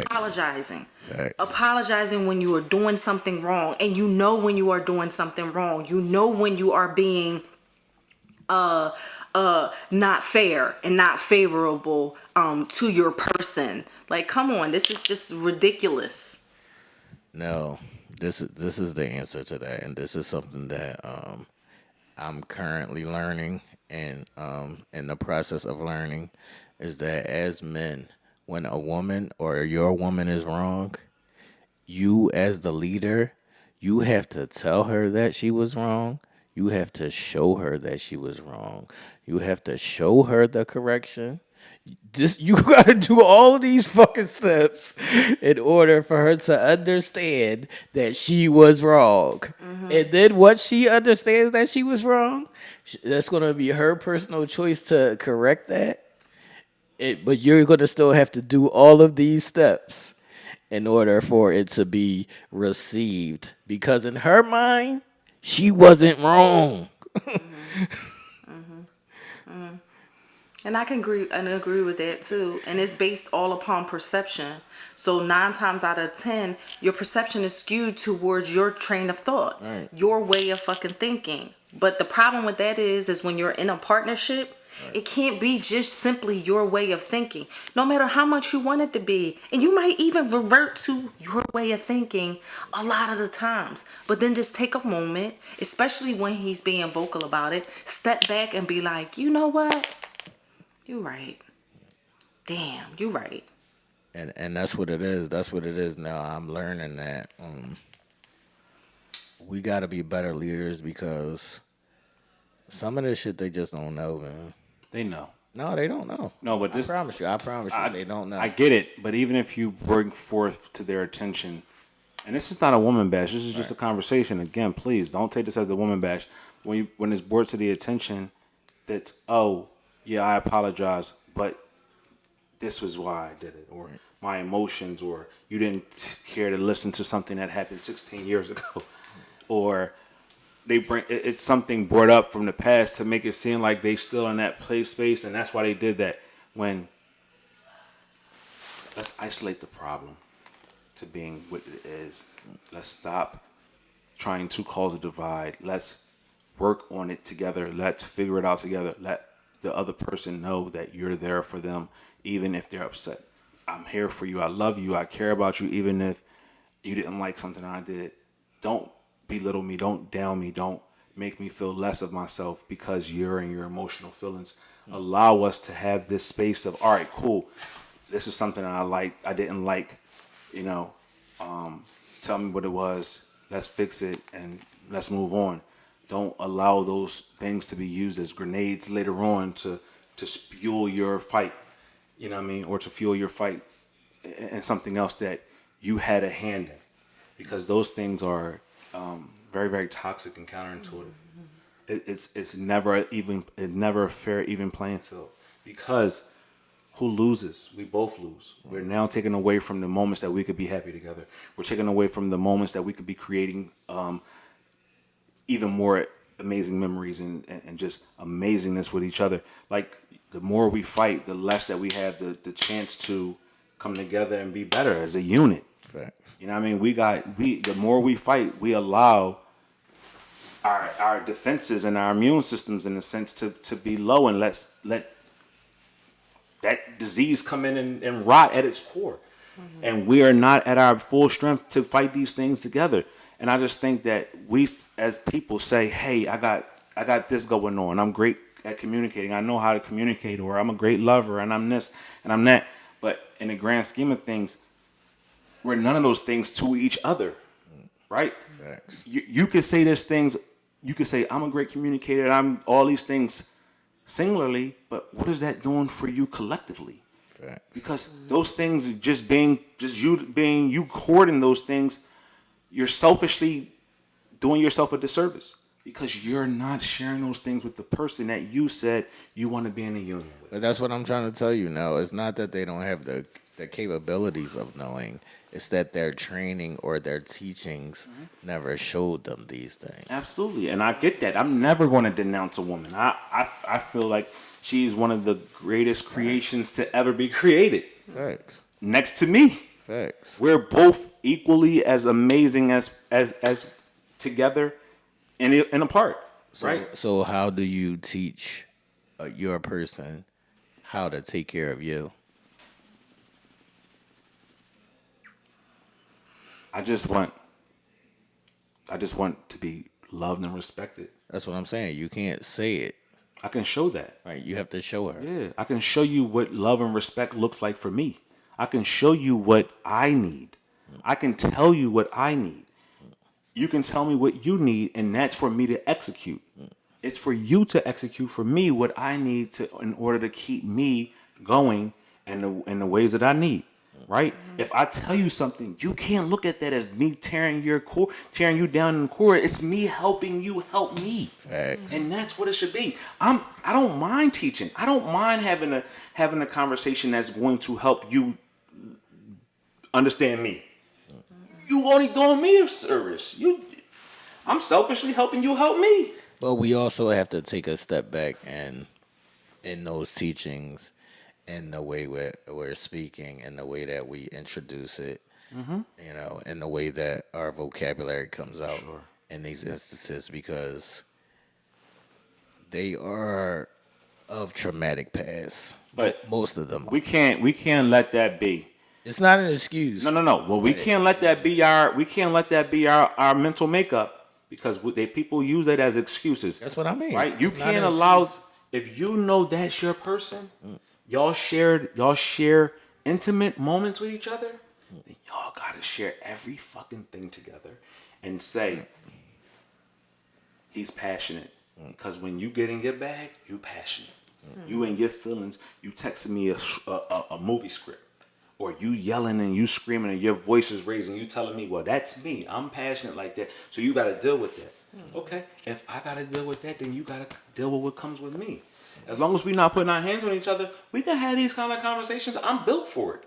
I can understand it because you was my person, so I'm going to take it from you. But that's the thing right there now. We're built for a lot of things that they're not built for. But we have the patience for a lot of things that they don't have the patience for. That's true. And those are things that we have to work on in order to make the shit. We just think, and I agree with you 1,000,000%, but it's twofold. Because if you match that energy, you're wrong. But if you then don't, and you say nothing, and they're going on and on and on, and you don't, you're getting looked at. You ain't even listening to me. Right. So it's a slippery slope it's a fine line that we walk. Again, and again, I understand. That's the differences between men and women. Right. You can't match the energy. You have to take a step back and correct the energy. Absolutely. But then too, you got to know your person, because if you step back, I'm learning to step back. Right. I'm not arguing. Right. I don't have to. If I tell you, if we had a knockdown, drag out argument, and I tell you, you know what, that shit hurt me as much as it hurt you. I felt bad after that. I'm not going to allow myself to get to that point. That argument that comes, or that disagreement that comes, and I'm saying nothing, but you know who I used to be or how I can be, you can't hold me hostage to that. You can't bait me into those arguments, into that way. Or you can't say, well, you had nothing to say. Right. So that means you didn't care. No, I cared enough not to say anything, because I was y'all had nothing to say, y'all. That's the one right there. Yeah. But you know what? These are all great, beautiful lessons that we do every week.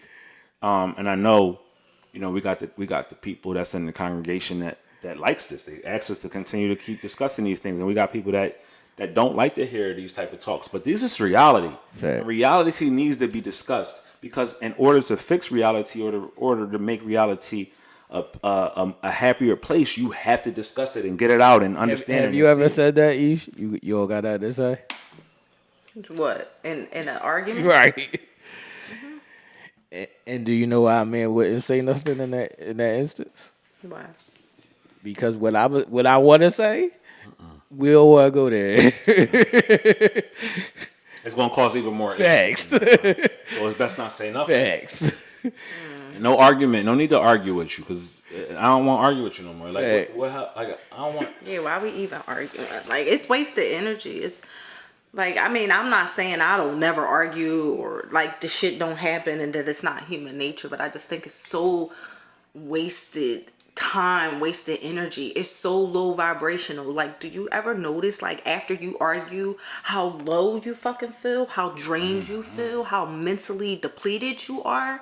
Like, and then if you go back and think about it, what the fuck was you really arguing about anyway? Did it really matter? Was it really worth it? Like, where it comes in, pick and choose your battles. Like, some shit is just dumb because you ego and pride and all of that, and you gotta have the last word, and I'm guilty of that at times too, but like we gotta, yeah, definitely sometimes I do have to have the last word, and then sometimes you gotta draw back and just be like, yo, this shit's just not. I don't care about that having the last word shit. Some people, it just fucking annoys them. I know. You know what I don't mean? care. You always gotta have the last word, and I feel like sometimes I'm misunderstood in instances because I think too much about what I say. So I'm misunderstood and I'm trying to correct myself. So I be feeling like I gotta get the last word. All right. So while you have us here, what would be a question that you would want to ask men?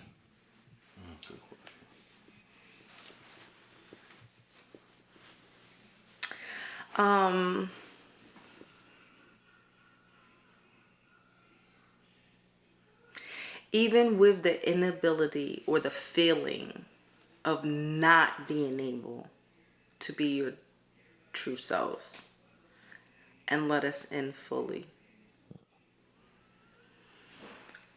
Why do you feel the need to not try? I wouldn't mind trying. I don't mind trying. I'll say I do try, and like I'm a person who will try, and then your reaction is going to tell me what I can give you or not. Okay, so if the reaction is, let's say, not the reaction that you want, does it stop you from trying, or do you continue to? I can tell by your reaction if you understand. Like if you understand, it don't matter like your tone or whatever, but if you understand, then I'll continue to give to you.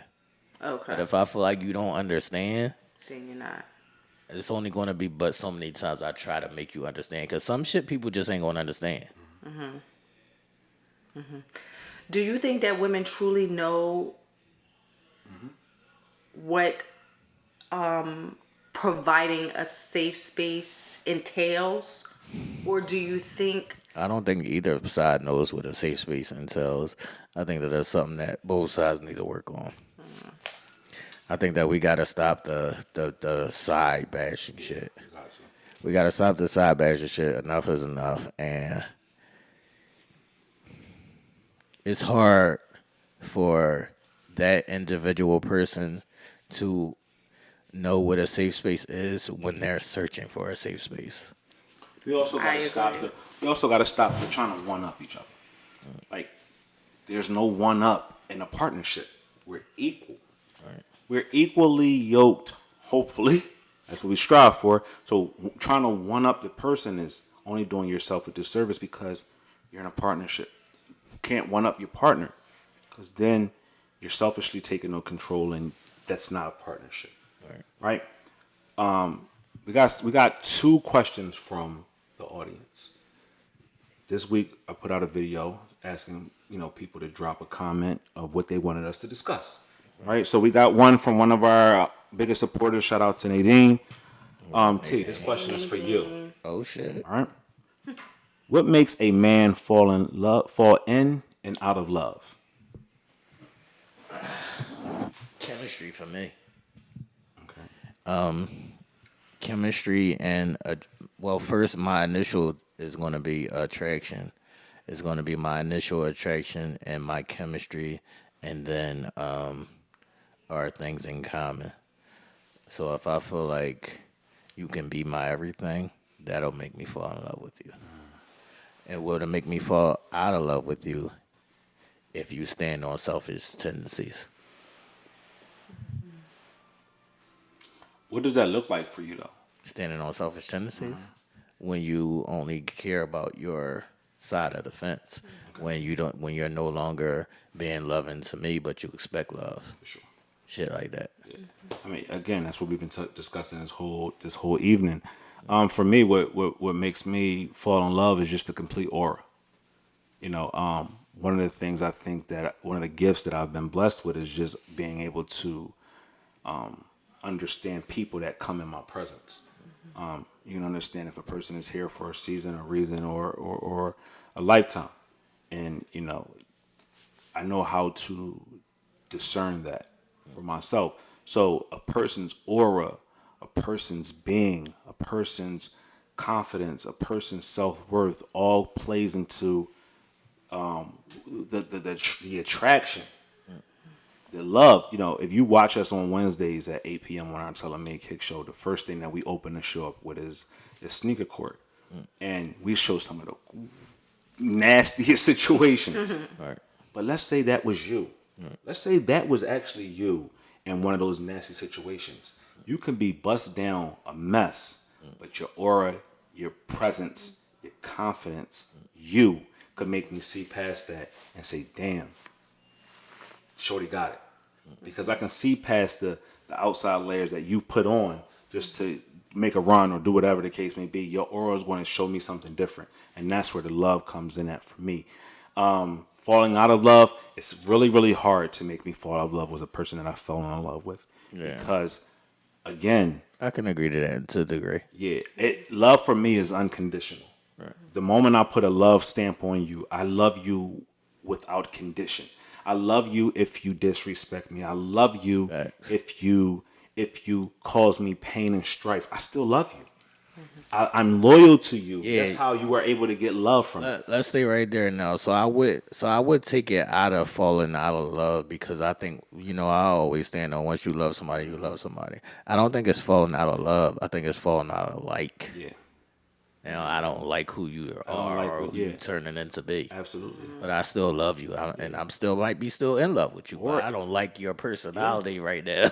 It could even take it a step further for me. I can be still in love with you, but I still value myself Fact. a little bit more in a situation that I just can't live in this space the way I want to, the way I need to, the way you need me to. It don't mean I don't love you. It just means that just in this instant, I love me and you more than I love what we got going on right now, because it's too much of a toxic place for me to coexist and still give you what you need. Right? Another question. This question is for the three of us. We're going to discuss this, and I'm going to pose this to Aisha. This is from another one of our members, another one of our top fans, and another one of our great supporters. This comes from Coco Bright, who is also known as what we call it, a Boston Strangler. You know what I mean? So she says, does it matter if your person is a believer or non-believer? Ishi. Are we talking about spiritually? Did you just call me Eve? We're going. The three of us is going to discuss that, but this one is for Ish. Right? Is a strong woman or a submissive woman preferred? All right, wait. Is it two questions? So the three of us is going to discuss that. I gave T one from Nadine. Now you're going to hear this. This one is for you. Is a strong woman or a submissive woman preferred? And which one are you? I think that's a question for us, though. It is a question for us. Yeah, that's a question for the men. Which one am I? I don't know which one is preferred. Because it all pertains to the individual. So let's take the woman out of it and say, is a strong man or a submissive man preferred for you?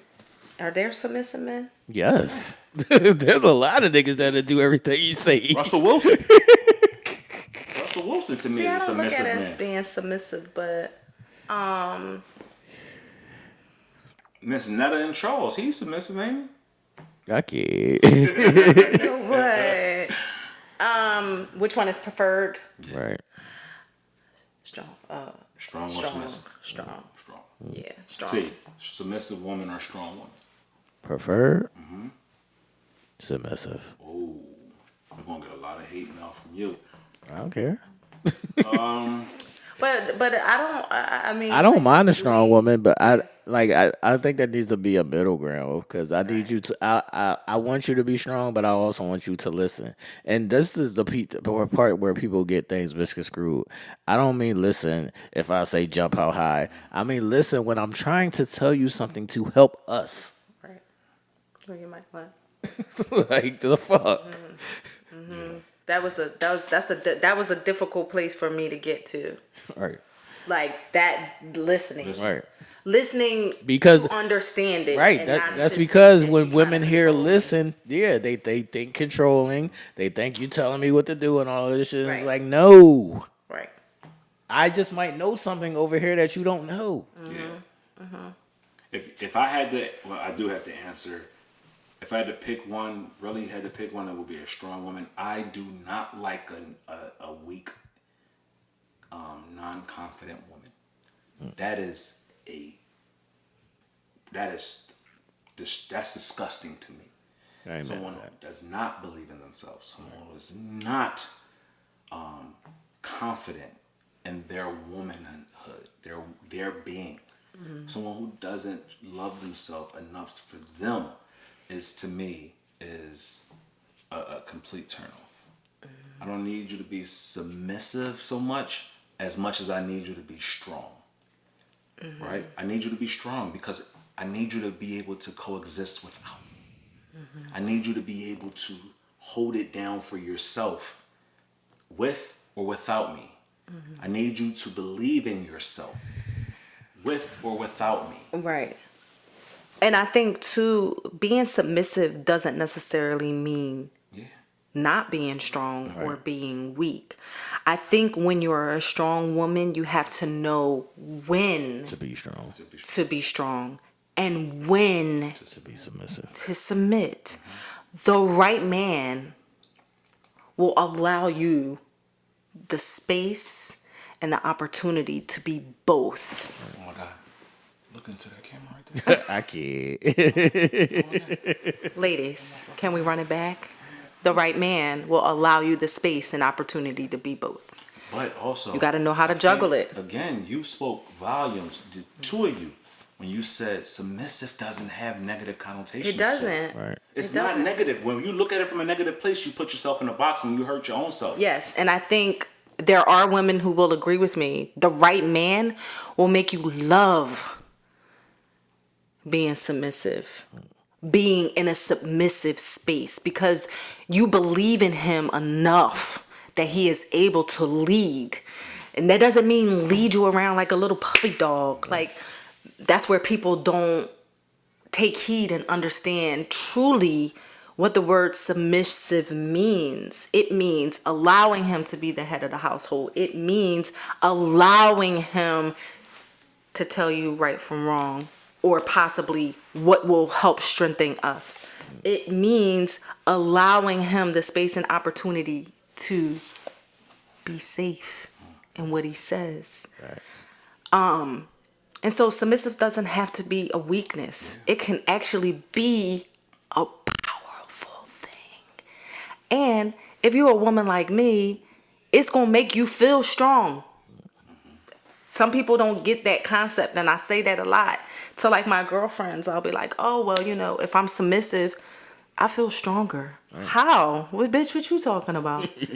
Think about it, and then get back to me, and we had it on another conversation, and they be like, all right, Ish, whatever. But think about it. Like, that's a strength. All right, so piggyback off of that, I want to ask both of y'all: would you choose the person who you're more aligned with, or the person who caters to you or takes care of you better? For me, it's alignment. Alignment. Because, and this could be a fatal flaw of mine. I do so much for myself that I don't allow others to take care of me. I don't just go to and just say, "Hey, I need this." If you see me, if you see a area of concern, and step in, but I don't seek that. I don't go like, "Oh my God, I need this." So, yeah. Each was your answer. Can you pose the question once more, just so that A person who you're aligned with, or a person who yeah. takes care of you. Yeah, alignment. Both of y'all choosing that. Yeah, alignment. I think that's so important to be aligned. I think it's absolutely important, but I still need the person who takes care of me better, because the person who aligned with you may not take care of you. I think they come hand in hand sometimes. But the thing, my next question then would be, what does take care of you look like, though? Right. That's the question. What does you taking care of you look like? I mean, the person who rubs your back when you need your back rubbed, the person who feeds you when you're hungry, the person who takes care of you. Okay, and what does alignment look like for you? Alignment mean, I'm talking about Same alignment. thoughts, ideas? Yeah, in the sense of we like some of the same things. Like we have a lot of things in common. See, I be thinking being aligned with the No, person. I don't mean aligned in that fashion Yeah. where you're on the same page about everything. I'm talking about aligned in things that you like similarities or things that you have in common. Right. You need that sometime, though. Yeah, but I need somebody to take care of me more than that. See, me, I've always, and I know we all self-sufficient, right? Because we self-sufficient to now. Right. I've got to these 43 years of life. Well, these 23 years of life being self-sufficient on my own, outside of under my parents' guidance. So, for the past 23 years of my life, that's all I've known is just my own self-sufficiency. So, needing someone else to provide that for me, I don't. I just need something else that I can't give myself, right? And I want somebody to at least have some sort of alignment with me where, all right, we share some of the same qualities. So, hey, if you don't feel like cooking, I don't feel like cooking, you don't gotta cook. If you don't feel like rubbing my back and because you're tired and you got a lot of shit going on, I might not need my back rubbed at that moment. But oh, wow. You might, while we laying there chilling, you might be like, "No, cut the game on." Or no. You see the sneakers that came out this week? I like them motherfuckers. I'm gonna buy them for you. Or Yeah, you gonna see, buy that's me. what I'm like the saying. alignment of that. Like, I don't need you to cook. I might like you for you to cook, but if you ain't gonna cook, I'm cool. Right. I just need us to share some kind of similarities because you don't like to travel. T don't like to travel. X. I love fucking traveling, so I want somebody that I can. Damn, babe, you want to go ahead? Yeah, babe, let's do that. Let's whatever. To me, I need that more than the personal self-care as much. But I think the alignment trickles over into the always. care. Not always, because like Nell was saying, a person could be like, turn the game on, or did you get those sneaks? That's cool. I'm choosing the person that's gonna rub my fucking back. See, I don't know. I'm different because it's like if I'm aligned with somebody, I want to do. Right. Like, I want to do that shit. Like, being aligned and being connected with someone of like mind, like interests, whatever, and we vibing and we chilling and we have a bond, that is going to make the care come naturally. So it's not like, I don't know. You would hope. You know. You hope. Yeah. But what happened if the person 99 out of 100 times rubs your back and that one time they didn't? You like, damn, motherfucker, what you doing? I'm not tripping. All right. I'm not tripping. But the person who's aligned with you that never rubbed your back. They might not rub your back, but they might get you a gift card to get your back rubbed. No. Right? Then we ain't aligned true. Yeah, that's what I'm saying. We only aligned partially. That's what I'm saying. Right. But alignment looks different for each everybody, person. Yeah. sure. It's never a wrong answer when it comes to Right. what your personal space looks like. This is true. You know what I mean? When I think of a partner, I need a partner who can take care of me in the ways that I can't take care of myself. I could go I could go to the spa myself. I don't need you to do that. Yeah. I want you to fucking rub my back. Yeah. That's a part of the intimate connection For sure. and the touch. All right. I don't need Susie Q to do it. Right. Yeah, see, it all works well for each person. Like, in a sense, in the grand scheme of things, you actually want both. Yeah, I want all of it. Everybody wants both. You want somebody that's aligned, and you also want somebody that's personally going to take care of you. Right. Yeah. Because that's the ideal partner for everyone. Yes, every partner that you have is going to have some of those qualities. Might be 80% over here with the alignment, or might be 20% over here, or the other person might be 80% over here and 20% over here, and that equals 100 for you. And you're like, all right, cool. I can live in this space for this very long time. Yeah. And if not, you like, all right, cool. Deuces, I'm out. Like, you know what I mean? I'm out. Yeah. So we did have a question. We want to answer this question one last time. The three of us. It was posed again. Does it matter if your person is a believer or non-believer? Oh, believer or non-believer. And by And that I mean those two, spirituality. not even just spirituality. If they're a believer in love, I'm gonna take this a little step further than what she did because this is kind of broad. Yeah. Does it matter if your person is a believer or non-believer? Let's break it down in three parts. If your person is a believer or non-believer in love, does that matter? If your person is a believer or non-believer in the type of religion that you believe in, and goals. If your person is a believer or non-believer in the goals that you share, is that a thing? Yes, it absolutely matters in all three areas. Don't come around me with no non-believer shit. I need two. You need two of the three? I need love and my goals. Yeah. Me too. Oh, well, yeah. I mean, okay. So it doesn't have to be a religion of mine, but just a believer in a higher being of some sort. You could be Christian, he could be Muslim. Right. And he might say, all right, you're my Muslim wife. And Do y'all really think that is a potential outcome? What? A non-believer as far as religion? No, a different religion. Can you be with somebody that's a different religion of yours? Right. Yeah, I see it. I don't see I lived that. I don't see it work. I don't works. see it working, but I don't see it working in the long run. Right. But I can commend a person for believing in something. Being a non-believer is just totally So you're saying if they're a non-believer in some sort of something, or they just don't believe. I'm saying that like Muslims, if it's a Muslim guy, he normally wants you to be Muslim. Yeah. If it's a Muslim girl, she normally wants you to be Muslim. Yeah. I'm saying in the long run, like, yeah, y'all can fuck around. Y'all can be together for years, but at some point, it's going to be like. See, I lived in a different world than that. I lived in that. Mom was a believer of a religion, and my dad was. What's the religions, though? Jehovah's Witness. My mother's a Jehovah's Witness, and my father is not. That's what I mean. But if he was a Muslim, that wouldn't work.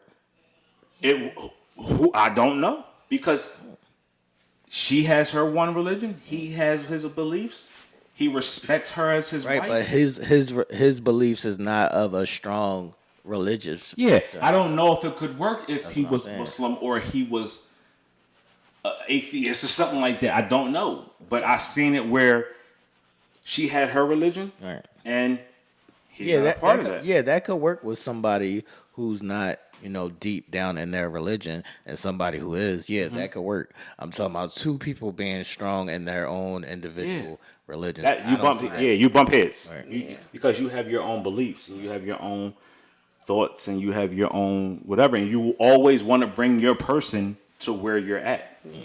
Then you got the kids involved. Now y'all trying to decide how you raising the kids. Yeah. It's messy. Yeah, it'd be messy. Yeah, messy. So all three then. All three. Do you need all three? I don't need all three. I need two. Yeah, I need to. I need to at least be a believer in love. You gotta love. You gotta have. Facts. You can't have a person that doesn't know what doesn't want or know what love looks like, Facts. because they're searching. Yep. They're searching for themselves. Mm-hmm. They're searching for love. Trying to find love in all the wrong places. They don't know what love is. What was the last one? Goals. Goals love, is fucking big. and religion. Goals is not super big to me. I would like it, but But do you need somebody that's goal orientated, or do you just don't care? If this person had no goals, they didn't care about your goals. most people don't have goals. You think? Don't Damn, you have no favorite motherfuckers. What the fuck y'all laughing? This nigga got no favorite motherfuckers. Yo, Damn, why did both of y'all laugh like this that? nigga is the villain. Yo. Yo, cause why did both of y'all laugh like that? Why did both of y'all laugh like that? Y'all know 9 out of 10 people is secluded in their life and they're not thinking about shit. Their goal might be a bigger house or whatever it may be, but they don't have goals. I be thinking people be having goals, but I be thinking people are afraid to speak out their goals. No, I don't think. They don't got them. I think people just say shit just Right. to sound good. Right. Because if you got goals, you be working towards working it. towards your goal. Right. You not just keep saying it for years on years and years. Right. Keep doing something to do it. Yeah, this Right. is true. And both of y'all, Y'all better have some fucking both of goals. y'all gonna laugh like All that. y'all. The benefit of the doubt section. The benefit of the doubt section right Y'all gotta here. stop We that should shit, have it. Benefit of the doubters. Y'all gotta stop that shit, man. Y'all gotta stop that. Is that the last question on the page, though? Yeah, that's the last meaningful question. Everything else has to do with things that we'll discuss in another later show. Cause that's fucking crazy. Oh, this could be a question that ties in with what we talked about as far as us and another person. Coco writes, how much money does a person need to retire comfortably? We'll talk about that on another show. I'll talk about that in the Go On From 60 Seconds episode at the end of this month when we do our financial segment in that. Okay. Is that it, people? Is there any Gone in 60 Seconds? I feel like the sports world is blah right now. Yeah, well, no, I'm not going to say that about y'all basketball. Well, football, So disrespectful. I know, I'm sorry. Nah, you got all 4 sports right now heating up. You got the NBA going into its playoffs. The NFL is doing its combine and draft, NFL draft. Soon we got a free agency starting up. So a lot of teams have been releasing players. We talked about Russell Wilson being released from big news out there in the sport world. Russell Wilson was released from his team in Denver. He's now looking for a new home.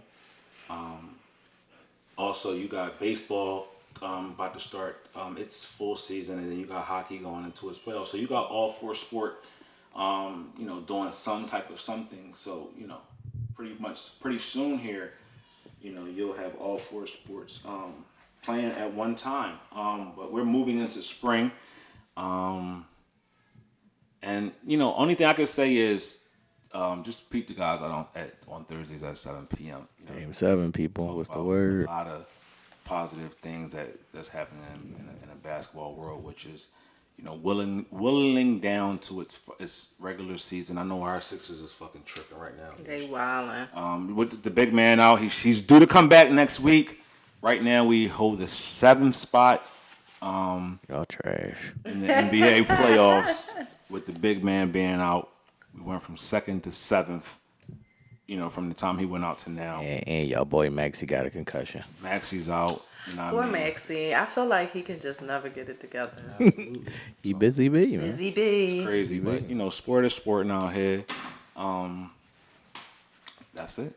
All right, I want to leave this episode by saying, people, this is what I'm learning, and y'all can take this if y'all want to, or leave it at the door.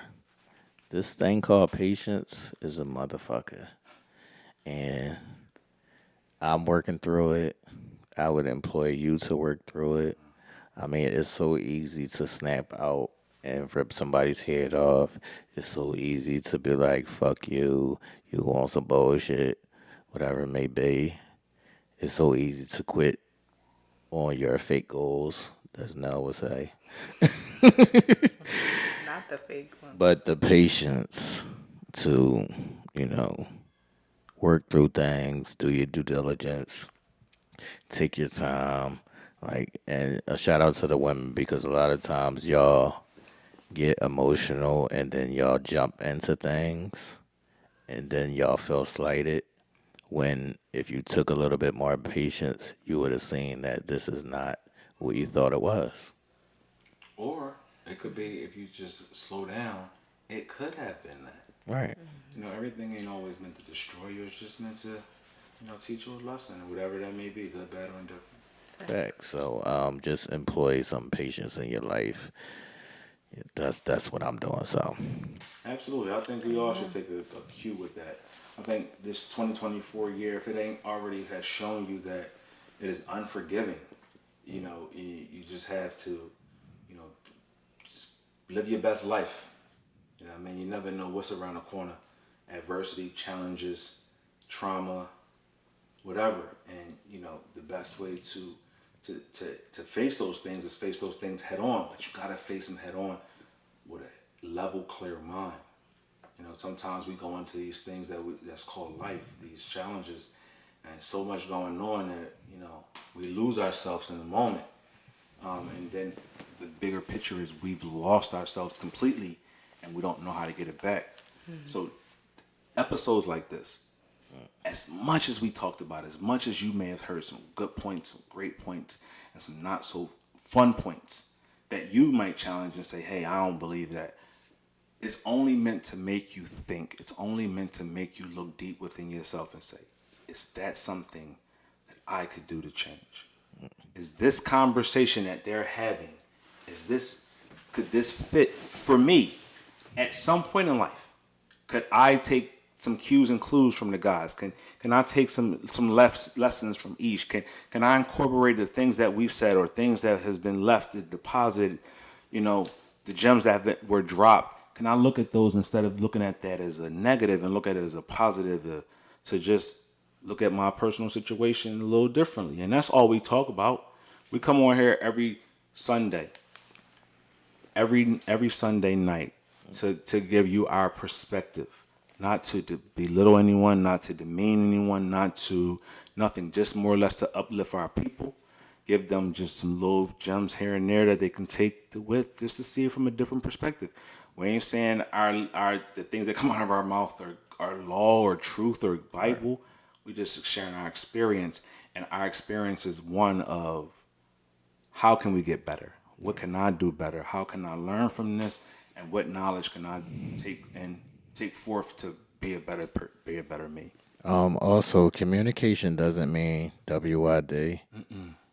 Don't let this go over your heads. Communication means sharing, caring, and allowing. And not letting everything that you hear affect you. Right. It's not personal. It's someone's feelings. It's someone's perspective. Let them share it. And stop looking at it as an attack on you, and look at it as just this person is talking their truth at that moment. Stop the on surface shit of what did you do today? What did you eat today? How about are you okay? Yep. Simple as that. How you doing today? I mean, how about is there anything that is troubling you? Is there anything that you need to work through with me? Can I be better for you in any instances? How about some of these things? All that other shit I can do myself. I can feed myself. I can get up and handle my day-to-day business. I need to be able to unload the shit that I can't handle. Right. Thanks. I know, like, people be trying to be like, yo, I can't talk to my person. My Facts. person I can't get them to talk to me. I can't get them to open up to me. I can't get them to do anything. This question right here, this thing I posted the other day is a surefire way to get someone to drop their guard down. And it goes like this. Take a moment right now and reach out to your person via phone or text message and share something remarkable about them that you love. Just say, hey, babe, you know what? I find you to be the most sexiest, amazing person that I've had the opportunity to experience. Can I say, let me see the That Tigo video? shit right there will make a person feel so good inside, and it will make them forget whatever it was on their mind at that moment and say, thank you, baby. I appreciate you. Thanks. Because it's all about them. And it's you sharing your feelings about them. And that's what we want to do. Make it about our person. Don't make it about you. Don't say, I'm doing this because I want you to then respond back to me. No.